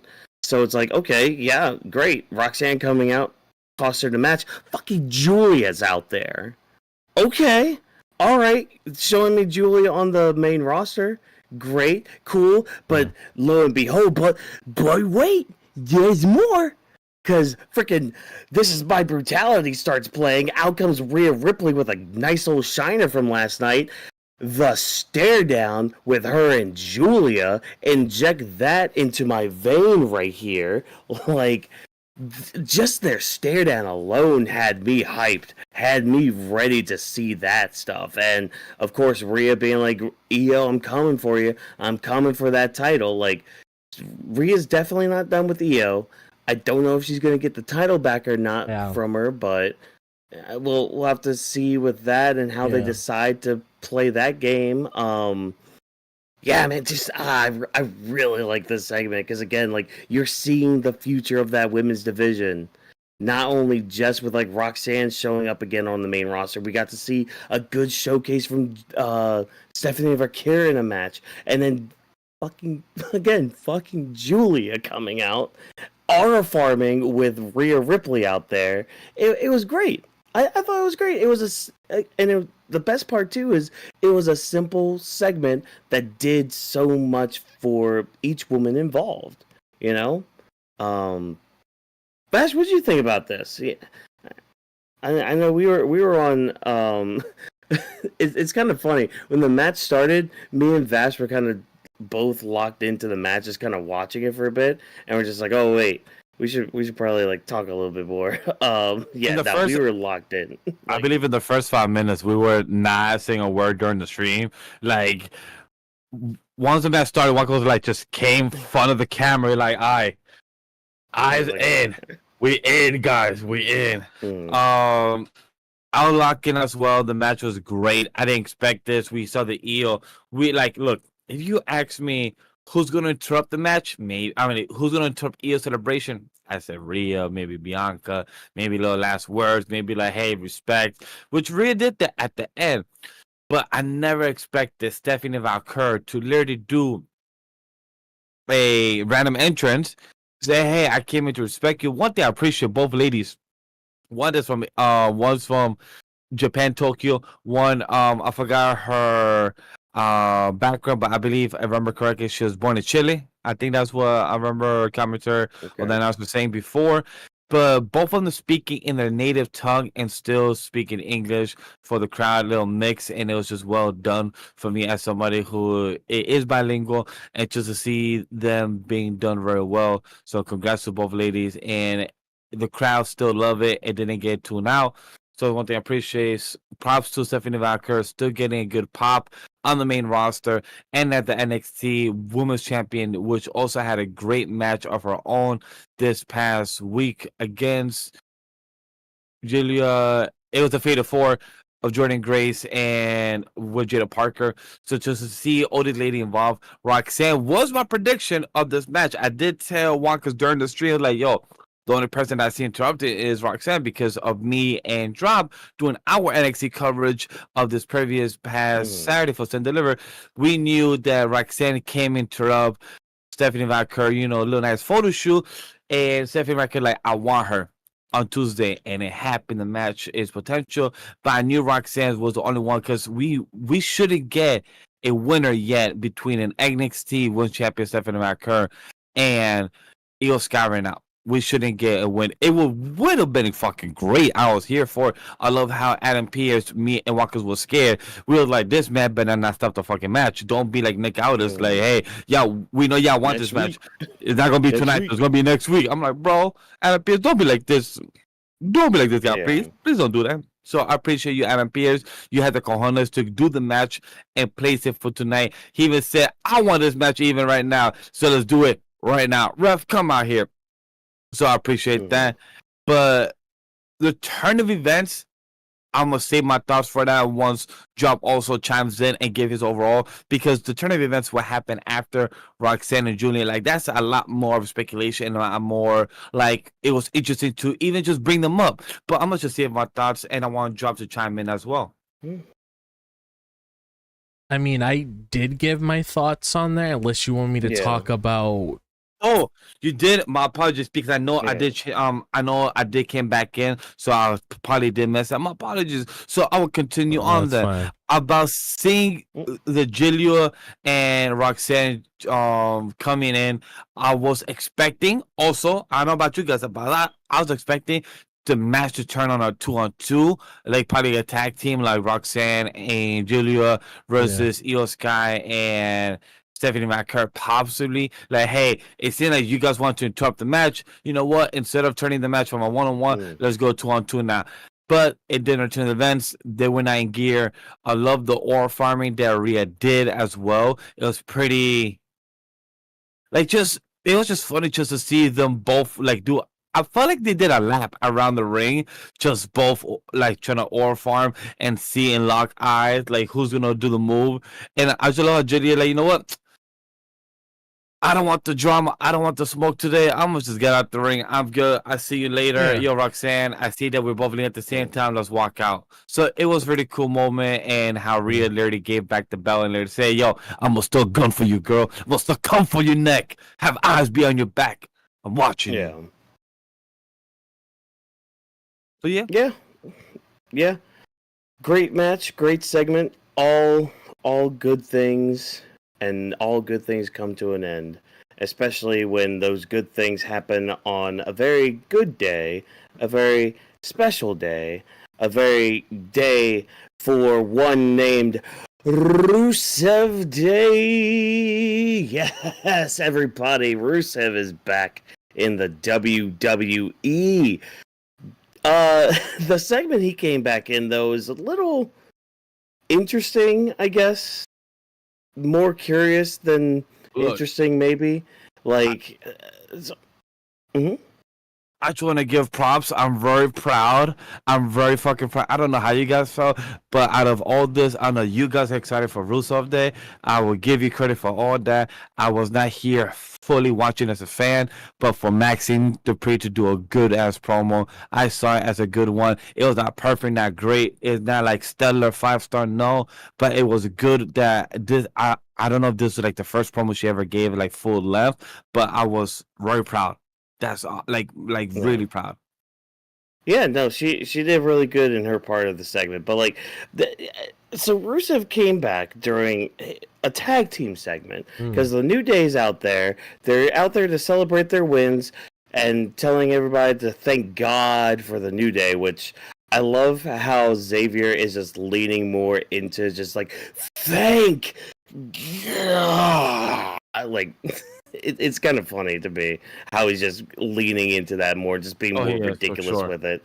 And then Alpha Academy come out, and like Vash was saying, Maxine was cutting a very good promo about how, you know, Otis and Tozawa should have a shot against the New Day. And in fact, she comes up with a great nickname for the New Day because the last time they faced the Alpha Academy, they lost to them in about a minute. So these Minutemen now should face off against Alpha Academy and try to see if they could keep their titles against them. And then Rusev comes out before the match becomes official and just runs roughshod on Alpha Academy, just destroying them, putting his finisher on Otis, the big man Otis, like that, and beckoning for the New Day to come back in. Again, interesting segment because it's like, okay, this is a tag team segment that we're throwing in a singles star in. It's like, how is he fitting in this? Is he gonna have a partner? Is that like another surprise to come? But even then, it's like Rusev kind of works a little better as a singles competitor. Yes, I don't know. Like even though, you know, your tag division needs a little shot in the butt. Yeah. I don't think adding Rusev to it is going to be there unless you are bringing back Aiden English, which he did say he's still a free agent apparently. So there's also that too. Drop, what you think of this segment? Like, what are your curiosities as to why we put Rusev in this segment with the tag teams? To sum it up, big meaty man just causing destruction. Good. That's honestly the way I looked at it personally when he came out, because he wasn't on the Alpha Academy side, he wasn't on the New Day side. He just wanted to kick people's ass, and I felt like that's honestly the best way to really showcase Rusev, because Rusev's always been like a big guy when it comes to just wanting to rip your head off and just showing how strong he is. And he looks great, by the way. I love the look of him. I actually really like his theme song. That's actually because, like, don't get me wrong, I love the classic one. And if he came out to that, I would pop to it. But I actually really like, when it comes to these people that are coming back, I really like the way that they're working their songs, and I feel like this one really fits his character when it comes to, like, the nature of the character, where Rusev is from Bulgaria. So I felt like the theme really aligned with. I felt like the theme really aligned with that. And I'm just really pumped to see, like, what this dude is going to do next. Because, I mean, he cut a little promo saying that, you know, it's been 5 long years since he came back. It did say that he has a contract for WWE for 2 years. That's the extension. So I'm wondering if that's like a test in the waters. And then once we fully see, like, things come together, probably signed a new contract on top of that. But, yeah, man, I'm just interested to see where this is going to go. Like, are we going to get a proper match between him and Otis next week? Does Otis want to get some sort of revenge on him or whatever it is? I don't know. But it's just good to have him back, man, because the way I look at it now is that this is the opportunity where he could probably truly shine and actually turn into something this time. Because Vince didn't really like Rusev Day that much. And I know that's why he eventually put an end to it. So it's like... Really? He didn't? No, he didn't. It's the whole... It's the whole idea that Rusev got over organically. It wasn't something that Vince created and got over. It was somebody else doing it.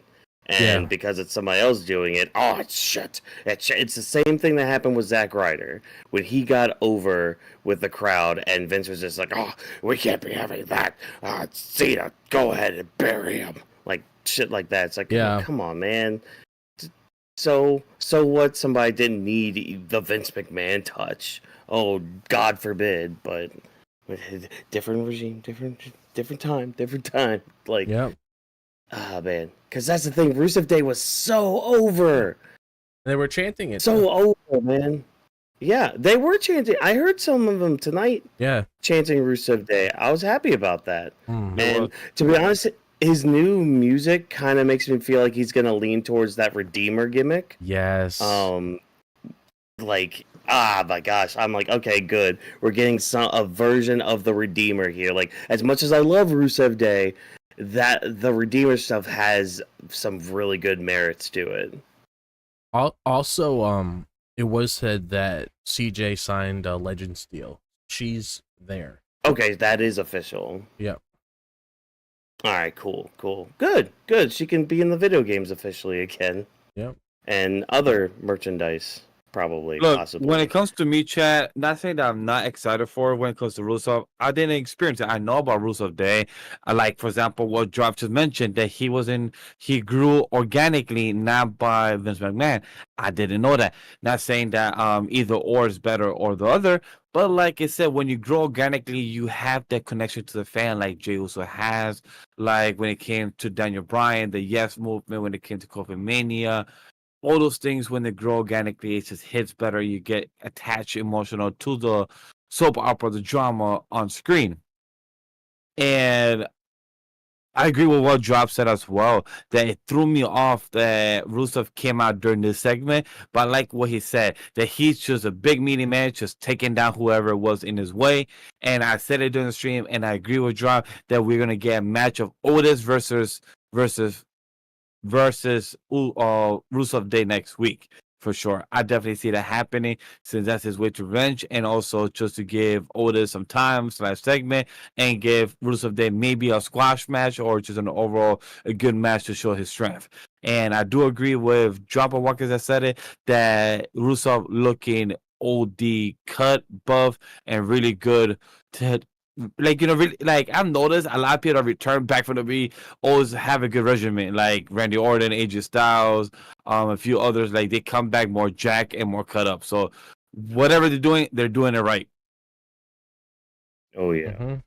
And speaking of doing the right thing, thank you, Gunther, for choking out good old Pat McAfee. Thank you for that one. That was great. Wow. That was awesome. Yeah, there's your transition for this next segment. Yeah, just what I said. Gunther comes out. He's trying to run down the crowd, but the crowd is just running him down. And then he starts yelling at Michael Cole and Pat McAfee because, they're on commentary. They have their own opinions and all that stuff.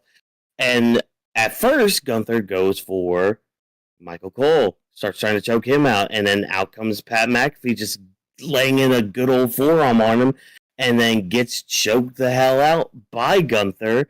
It takes a lot of people to try to even pry Gunther off of him, and yeah, this could lead to a match with the two. That's something. I think. Okay, so this is one of those segments. This is one of those segments that, like, I don't know if I'm a fan of, because of a couple factors. One, it took a long time. It took a lot of airtime, for Pat McAfee to sell this. Like, and I mean, I get it. Like his boys were out there too, trying to stop Rusev and all that. Not Rusev, stop Gunther and all that. So that was a nice touch with that. But like after that, it's like they just lingered. They just stayed on Pat McAfee the whole time for like a few minutes, and then they did their commercial break, and we had the VPN on, and they were still on Pat McAfee, just hacking up them, bringing him to the back and all that. Like, it felt like we were just sitting on it forever and ever. So, like, that was my big part with it. But the other part, too, is if this does lead to a match with them, I don't know how I'm going to take if it's something where, like, I don't expect Pat McAfee to go over Gunther. No. But storyline-wise, he should. But I don't know how I'm gonna feel if that were to ever happen. I legitimately don't know. I don't know if I'll even be able to do the show that night if that were to ever happen. because I will not have any good things to say, and I would not have any arguments against them. I will just go on a tie. And that's a fear mainly because of the past and all that, and how they've treated talents in the past before. Yeah. So it's just that fear is just there, because it's just like now Gunther's feuding with the announce team. Yeah. So it's like the announce team kind of have to fight back, but they can't. They shouldn't win. Like, I'm sorry, Pat McAfee should not beat Gunther if that ends up being the case. Or if they have a stand-in, then who's going to be the stand-in? That would be my other question too. Vash, you go ahead first with this one because you were on Paul with me. You were watching live with me with this segment. Talk to me. What did you think about it? I hated it. This shit was stupid.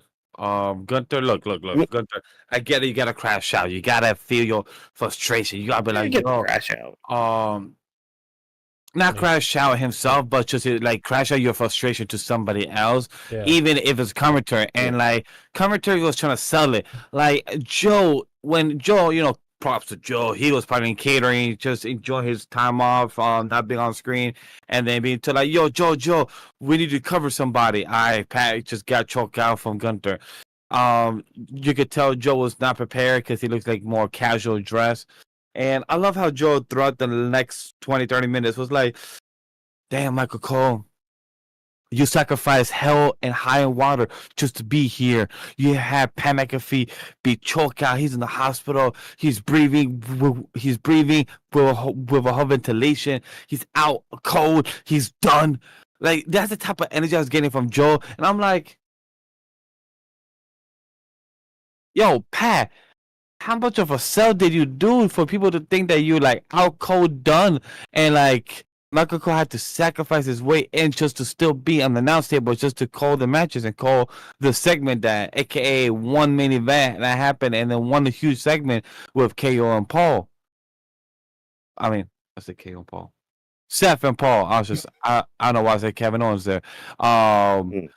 It would have been very interesting with how much this drag out, because Jey having his own Yeet concert for a good 15 minutes, and Gunther came out later to crash out because he was mad. The commentary said, you tap out. Even crowd was like, yo, you tap out.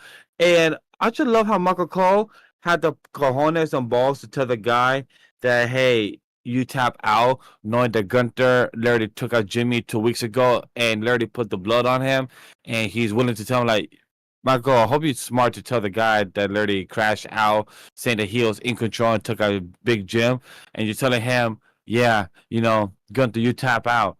All right, word, I tap out. I'm going to make you tap out now. And then, you got what's coming. So be careful when you talk shit to the guy that you commenter. Do your job, but just make sure that they could also crash out and could get violent. Is what it is. Do I feel like this segment was pointless? Yes. Do I get a segment unless they give something or execute a future storyline? Then cool. I hope in the God's name of Legendary Vash right now speaking on this goddamn earth at 1:43 a.m. Please do not give me a match of Gunther versus Pat McAfee at Backlash or in the sometime future. I will not care for or be here for. Thank you very much for coming to my TED Talk. Drop. Go ahead. Spill some knowledge. I feel like it was just an angle. I wouldn't look at it into turning into something like that, because it's basically just Gunther. Yeah, because you got to think, this is a new regime, and we're not going to really venture back to what we saw, like Michael Cole and Jerry Lawler at like WrestleMania, like all that stupid shit that we've seen before. I feel like it's just an angle where he's just venting. He's just showing that he's pissed that he lost the world title. He attacked commentary. Other people tried getting involved. He tried attacking them. So I feel like it's just one of those things where he just really honestly, it's basically like something he really needs after that loss with Jey, where he needs to get some of that heat back. So attacking somebody like McAfee, which is somebody that a lot of people love there, because he does have a pretty big fan base. So doing something like that would help him gain some sort of heat. So I don't really see like any sort of match coming out of this. If anything, it just opens up the door for him to continue doing a lot of devious things, and then you just have somebody else walk into the frame. I feel like it's going to be one of those things, because you got to figure out what's Gunther's next direction with Jey officially moving on from him and doing what he needs to do now to defend his title when it comes to certain opponents that go up against him. So, because for all we know, this could open up the door for a returning Sheamus. Never know that might be in the cards. Maybe another name like we got tonight with Rusev. Maybe another person's coming back, or somebody that's injured that we haven't seen in a while, and you could, really build to that. That's something that's a possibility as well. But I don't think it's gonna be a match. It'd be kind of weird to do it that way. Honestly, it wouldn't surprise me, because they have had like a few instances in the past few months where Gunther has tried to get in their face too. Yeah. So it's like okay. And plus McAfee has been in the ring before. Like, it's one thing to say, oh, like Cole's been in the ring too, but it's like that's nothing. That was nothing. At least with like McAfee. Like McAfee was even in a War Games match. Like, he's at least been physical and all that. So like, I wouldn't. That's why like he was. Oh yeah, like a few years ago. That threw me off. Yeah, so I guess if anything, at the very least, if it does turn to a match, if that possibility, I feel like it's just going to be one of those things where he's going to try putting in the effort, but he's just going to get fucking destroyed. That's all. Which is how it should go. Yeah. Yep. Because that's how I picture it happening. Like, if it's a match, he's just gonna get really, really, really, really, like, just add like a whole bunch of fucking reallys. Fucked up. Yep. And again, that's how it should go. And I would actually laugh at it because it'd be funny, to be honest. Yep, exactly. That's why I did my segue with all that. Yeah. Oh man. I kind of meant to put this next part in the quickfire segments, because there's really not much more to go off of it. But hey, that's neither here nor there with that. We have AJ in the back with Karrion Kross. AJ's giving a bit of an interview, but Kross comes in and he's just still berating AJ. You were the best of us. Now you legitimate. I can't say it. I can't say the word today. You basically made Logan Paul look better in his win over you, and now it's your fault. Now it's your fault that this guy who only cares about going viral and making like the next big tweet thing. Now it's your fault that he's even stronger in this business. And I like how AJ just flashed back. He's just like, don't try to take me down with you. You're trying to get me to get back to this old mindset of mine. You don't understand that I kind of hated myself then. I hated the person I was. I hated the things I was doing. I was not in a good place. Like, that's not me, and that's not who I want to be. So stop trying to make me be what I don't want to be and make me regress into something that I'm not. And he basically tells him, hey, like, if you want to do something, then you solve the problem. You solve the issue. You do something about it. And Kross is going to do something about it. Seems like, I don't know, it could be a match with AJ to finally, like, actually put him down. Maybe this is a good way to kind of push Kross, because as we saw earlier, and hopefully anybody saw this too, he had a very impassioned promo, if not kind of a shoot style thing on, I don't know what it was that they were doing back there. But yeah, he just shows up on the show with, I think, what was that, Peter Rosenberg or whatever the hell his name is. Mm-hmm. I don't know. It's one of the WWE people that do like the special like analytical shows and all that. Yeah, Kross just like, he's shot a little bit, and yeah, hopefully he's getting a big push with this. And it's kind of what we were thinking too after the Logan Paul match last night, where AJ's gonna keep going with Kross, and this is how we get into that match and all that. But What do you think about this short little segment here? I'm really hoping it does something to help benefit Cross, because I've been a really big fan of his work as of recent, especially with that shoot promo that we saw earlier in the day. I'm really hoping they capitalize on that because, I mean, like we mentioned before, he's got a great character. He can tell a story. He's good on the mic. So if you just put him in the right spot, he can do a lot of things. So that's what I'm hoping we get out of this. That's what I'm hoping we can do to really bring him up to the next level, because he does have a contract coming up. So I'm hoping they have some sort of plan with him if they want to keep him. Otherwise, I mean, I would honestly hate to see this guy go. He's just so entertaining. Yeah. He's really good at what he does. And yeah, he would be a big loss for the company. Has gotten over organically. Yeah. Yeah. And the key part. We'll see. And see, that's why I'm kind of looking forward to these other shows now, like outside of Vegas, because again, I'm glad you brought it up earlier, Drop. Like, a lot of the Vegas crowd, they are pro heel in a lot of aspects, and also Karrion Kross is kind of from the area, so he's kind of the hometown boy right now, and so he's getting the hometown boy pops and all that. So I'm curious how, like, next week, for example, is going to go when it comes to like some of these crowd reactions and all that. Vash, did you have anything to add for this AJ Karrion Kross bit? AJ, why you was to go back to who you were last year? I have a question. I like that AJ. He was aggressive. He was a guy that will see somebody and lie to them to their face and say, "I'm not quitting. I'm gonna just take a match from you and get in front of the line."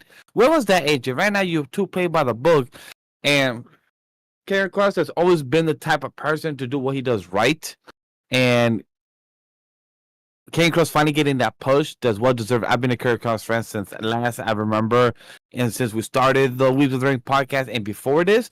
So I've been a fan here. I'm glad that he did his shoot this morning. It shows that it's going well well for him. I would hate to see by the summer that his contract is up and he got let go. Hopefully that's not the case. Hopefully he sees that he's been part of so many people's storyline. One of the most important one is Roman Reigns, that he put the clock on him. It's ticking. Cody spoke about it. You will be without your family. You'll be without your wife. You'll be without your title. You'll be without these things. And guess what? Roman is without those things. Karrion Kross, fruition, his clock came. He has done this to Rey Mysterio. He has done this to LA Knight. He has done this to the New Day. He was right there when the New Day was coming into the arena, and he was also there behind them. He smiled at them. They smiled. So all those little type of fragments into our heroes, into people have turned, is a great addition. Now that I'm thinking about it, was Karrion Kross ever interacted with John Cena, or that has never been on screen that we're aware of? I don't believe so. I don't recall. No, nothing's ringing a bell. So, but I mean, the other thing too, don't like, because AJ did say this.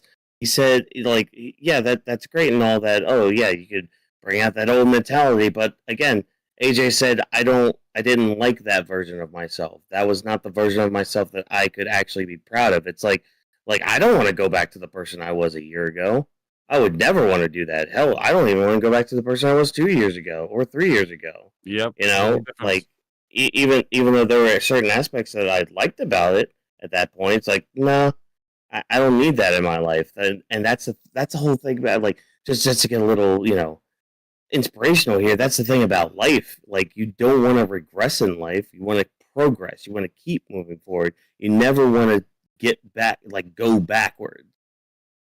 Like, whether it's the mindset, whether it's, just, mainly the mindset, I guess, in this aspect. Just, you don't want to go back to that because that's not beneficial for you or anyone else involved.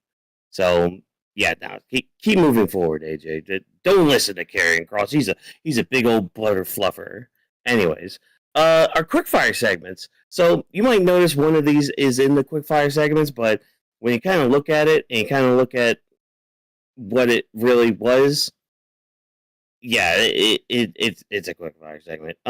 Which we'll start with it. Jey Uso comes out and does his celebration for winning the world title, which great. This is kind of what it just needed to be. You know, he's just yeeting everywhere. Great, awesome, fantastic. But Sami Zayn did come out to join him a little bit, so Yeah. of course he's feeling loosey with everybody. Big Jim comes out too to yeet with everything. But a key moment here, because everybody, just about everybody probably had the same reaction. Is that what I'm thinking when of? Sami Zayn, yeah, when Sami Zayn was in the ring and just looking at Jey On the rope, top rope. Yep. Everyone thought he was going to be turning then. Yeah. And I mean, I'm glad he didn't. I don't know. Do we think we're gonna get a program with these two in the summer? What do we think? What do we think, guys? I could see it down the line. I definitely feel like it's a possibility. I don't know right away, but definitely down the line I can see it, because you got a good story that you can tell, especially when it comes to the relationship they've had over the years. Like, probably out of the feuds that he could potentially have right now, that's the most depth when it comes to someone he really knows. Yeah. And I mean, that's just the thing. I mean, this was mainly just a celebration for Jey. Yeah. I mean, he said a few words, but I mean, it's really just, hey, we did it, Oos. We did it. Like that's it. I think the only other thing I want from all of this is I do want the Roman acknowledgement. Yeah. Same. Like that's at least the one thing I want from all of this before any other big thing happens, I guess. But yeah. Again, that comes with Roman having a character change and all that. Especially if you have Seth and all of them target him, that's going to be a good segue for Roman, because Roman would want to protect them. Yep, exactly. But see, how much would he protect him? Because he's got some gold, he's got some power right there. It's like, ooh, the temptation there, which is something I thought about too. Because like, there was another moment too. Is right before this segment ended, where they were on like the ramp right at the Age Titantron entrance.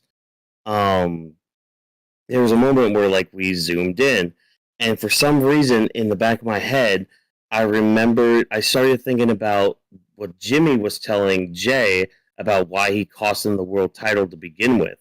It was just like he didn't want him to see like become what Roman had become and like get corrupted, like something like that. And for a second, I thought about like those words, and I'm like, could we go down a route here where Jey kind of does get corrupted a little bit? Maybe not to the extent that Roman was, but like we start seeing maybe signs of all that. And like not saying Jey's going to turn heel, because that would kind of be silly at this point of his career, at least. Yeah. But like just seeing like some signs of it, and him like realizing, oh snap, nah, I need to chill out a bit. You know, like I don't know. It just kind of crossed my mind at that point, because like he had this serious look on his face too. So yeah, again, I think all this is going to lead to the acknowledgement from Roman. Yeah. Any thoughts about Jey's celebration with the yeets everywhere? Just yeet everywhere. On my end, no, because you guys said it perfectly. The man yeeted for a good 15 minutes. During this 15 minutes, we had Sammy and Big Jim come out. Like you said, everyone and their moms thought like, "Yo, Sammy, what you doing, my guy? What you doing? What you doing?" And at the end of the day, he didn't do nothing. So it was a cool moment. Everyone yeeted. Pat McAfee, Michael Cole, Jey Uso, and the whole city of Las Vegas got yeeted on by each other. So that's really cool. Yeah, it was a lot of fun geeting on everybody. And of course, like these other two segments happened during the commercial break, so about 3 minutes for each of them. Chad Gable came out. He was congratulating El Grande Americano for making his WrestleMania debut and winning his WrestleMania debut. Cool, great, awesome. He's just going to be off TV for a bit, but El Grande Americano will come back to grace our screens here eventually. And of course, A-Town Down Under, they want a shot at the tag titles, but War Raiders kind of getting their face and all that. We're probably gonna get a number one contenders match with those two in the future. Any other notes with those two things? I mean, again, pretty straightforward with both of them. I mean, that little El Grande Americano thing with how they dub shit's pretty fucking hilarious. I'll say that. It is. Yeah. It is. It is. They're just taking the piss out of it, and it's hilarious. Like, I'm sorry, it's funny. Like, they know what they're doing. Come on, people. Even when the Paul Heyman said what he said this morning about the deported stuff, to me, is all part of the shtick. And I know to some people, I know a few content creators, it bothered them. To me, look, I'm Hispanic, I'm Latino, and no matter what right now, climate, no matter what politics we're in, everyone's going to be sensitive right now in this time and era, and it's going to be tough. And to me, it was a good fun. A good Americano. He won it, every now and then they're saying thank you as well, even though a few of them look like they're kind of faking it. Still having a good time. To me, Grand Americano, we know there's going to be more things up ahead. We might even see him at the Worlds Collide as well. Yeah, maybe, perhaps. What? Oh man, but hey, you know what? That was Raw. That was the Raw after WrestleMania, everybody. And yeah, so Vash, what do you think of Raw after WrestleMania this year? So look, Raw After Mania was a good pacing overall. When it comes to certain segments, it was very consistent. I want to take, where is it? I had a picture here on the Raw thread. This was a good Raw. We had Randy Orton, Raquel, John Cena, Liv Morgan, Raquel regain their titles, but then Becky Lynch turns Lyra Vaquer. For me, it fell very flat. I was not interested at all because of how very awkwardly or coordination when it comes to the filming aspect. Rusev Returns also for him, but I really like Maxine, the pretty promo. Very proud of her. Congrats to her. Roxanne Perez and Julia, surprise appearance. Really entertaining in that aspect. And I love to say World Champ Jey with his 15-minute yeeting, round 2. Even the crowd arena said one more time. Really love that. Sammy, you're teasing us. We're going to see a blue Hiruva kick, Blue Thunder, all these things very soon in the future. And Braun Breaker Jones, Paul Heyman as the enforcer. And I'm here for it. Okay. What about you, Drop? What do you think of the Raw after WrestleMania this year? So I thought this was a really good Raw after Mania. It was definitely needed after the WrestleMania 2 ending because that left a sour taste in a lot of people's mouths. But I thought Triple H did a really good job setting up the future when it comes to certain events that's going to be spread out throughout the year. We have this new dangerous alliance that Paul Heyman is forming. We have Seth Rollins and Braun Breaker currently a part of it right now. We know John Cena's next direction, which is going to be Randy Orton, which makes sense given the Backlash pay-per-view. I'm going to give the Becky. Well, I'm not against the Becky Lynch heel turn. I'll say that, but I'm going to give it. I'm gonna let it play out and see how it escalates next week, so we can get a better understanding of the words coming out when it comes to Becky's reasoning behind the attack, because I feel like that matters most rather than the attack itself, because if you know the reason why, you can sort of get that message in your head. So, and if it's just some stupid reason, then obviously I'm not gonna be a fan of that. But I feel like since they're pairing these two together, and since both of them are close, it has to be something that should mean something. Really happy seeing WWE showcase their women's division. Loved to get teased with the Io Sky and Stephanie Vaquer match tonight. Glad we got a preview of those two ladies. Definitely isn't the last time we're going to see it. Happy Rusev is back. And I am just super excited and just ready for Monday. I mean, ready for Friday at this point. Yeah, hopefully Friday's a good show. I know you guys are watching NXT tomorrow as well. And all that. So yeah, I mean it should be a continued good week of wrestling and all that. Yeah. I mean I liked this episode of the Raw after WrestleMania. Again, I had my issues here and there with a few things, but I mean overall I thought it was a good show. I thought, we definitely kind upped the game a little bit, especially from last night. How everybody felt from all that. I think you kind of helped ease people into the next phase of 2025 and all that. So I think we're in a good spot here and everything. And I also agree. AJ Styles should be a champion just one last time. Maybe he can save us from I almost called him CM Punk, from John Cena, because hey, he used to beat up on John Cena a lot back in 2016, and it was some and they had a good feud. man. Very good feud they had. Yeah. Yep. Yeah. So yeah, well, hey, that's the show. That's the end of it. Thank you, everybody. We've reached the end. We've done about 5 streams in the past few days, and it's been a hell of a lot of fun to do, and we're just getting started. We got a whole year left. We're going to be building towards these other PLEs coming up this year. Got some other content possibly in the future, some other ideas coming and all that. So yeah, just stay tuned because we just stomped on the gas pedal when it comes to our own content here at Weebs of the Ring. So I'm just going to take the time right now to kind of close us out, and thank you for taking time out of your day to listen to the Weebs of the Ring podcast. If you enjoyed what we had to say, we have some lovely social media accounts, and all of our handles are right down there in the yellow space of the box. We have Animo We Studio, that's the parent company. We got Legendary Vash, Drop This Box, Walk-ins MW, and Weebs of the Ring. Again, that's where you can find us on all social media platforms, and you can also use the hashtag known as Weebs of the Ring to interact with us before, during, or after these shows. And it's also a good way to kind of give us feedback, because we are nothing without you guys tuning in, and we're going to keep updating, keep upgrading, and keep getting better with all the things that we do. Because this is a lot of fun to do.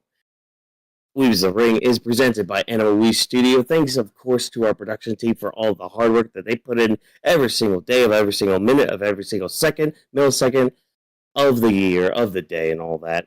They put in a lot of hard work to make this show run as smooth as it does. Thank you once again for joining us, and remember, as always, no stunt grannies were harmed in a recording of this podcast. Have a good night, everybody. We will see you on the next episode of this podcast.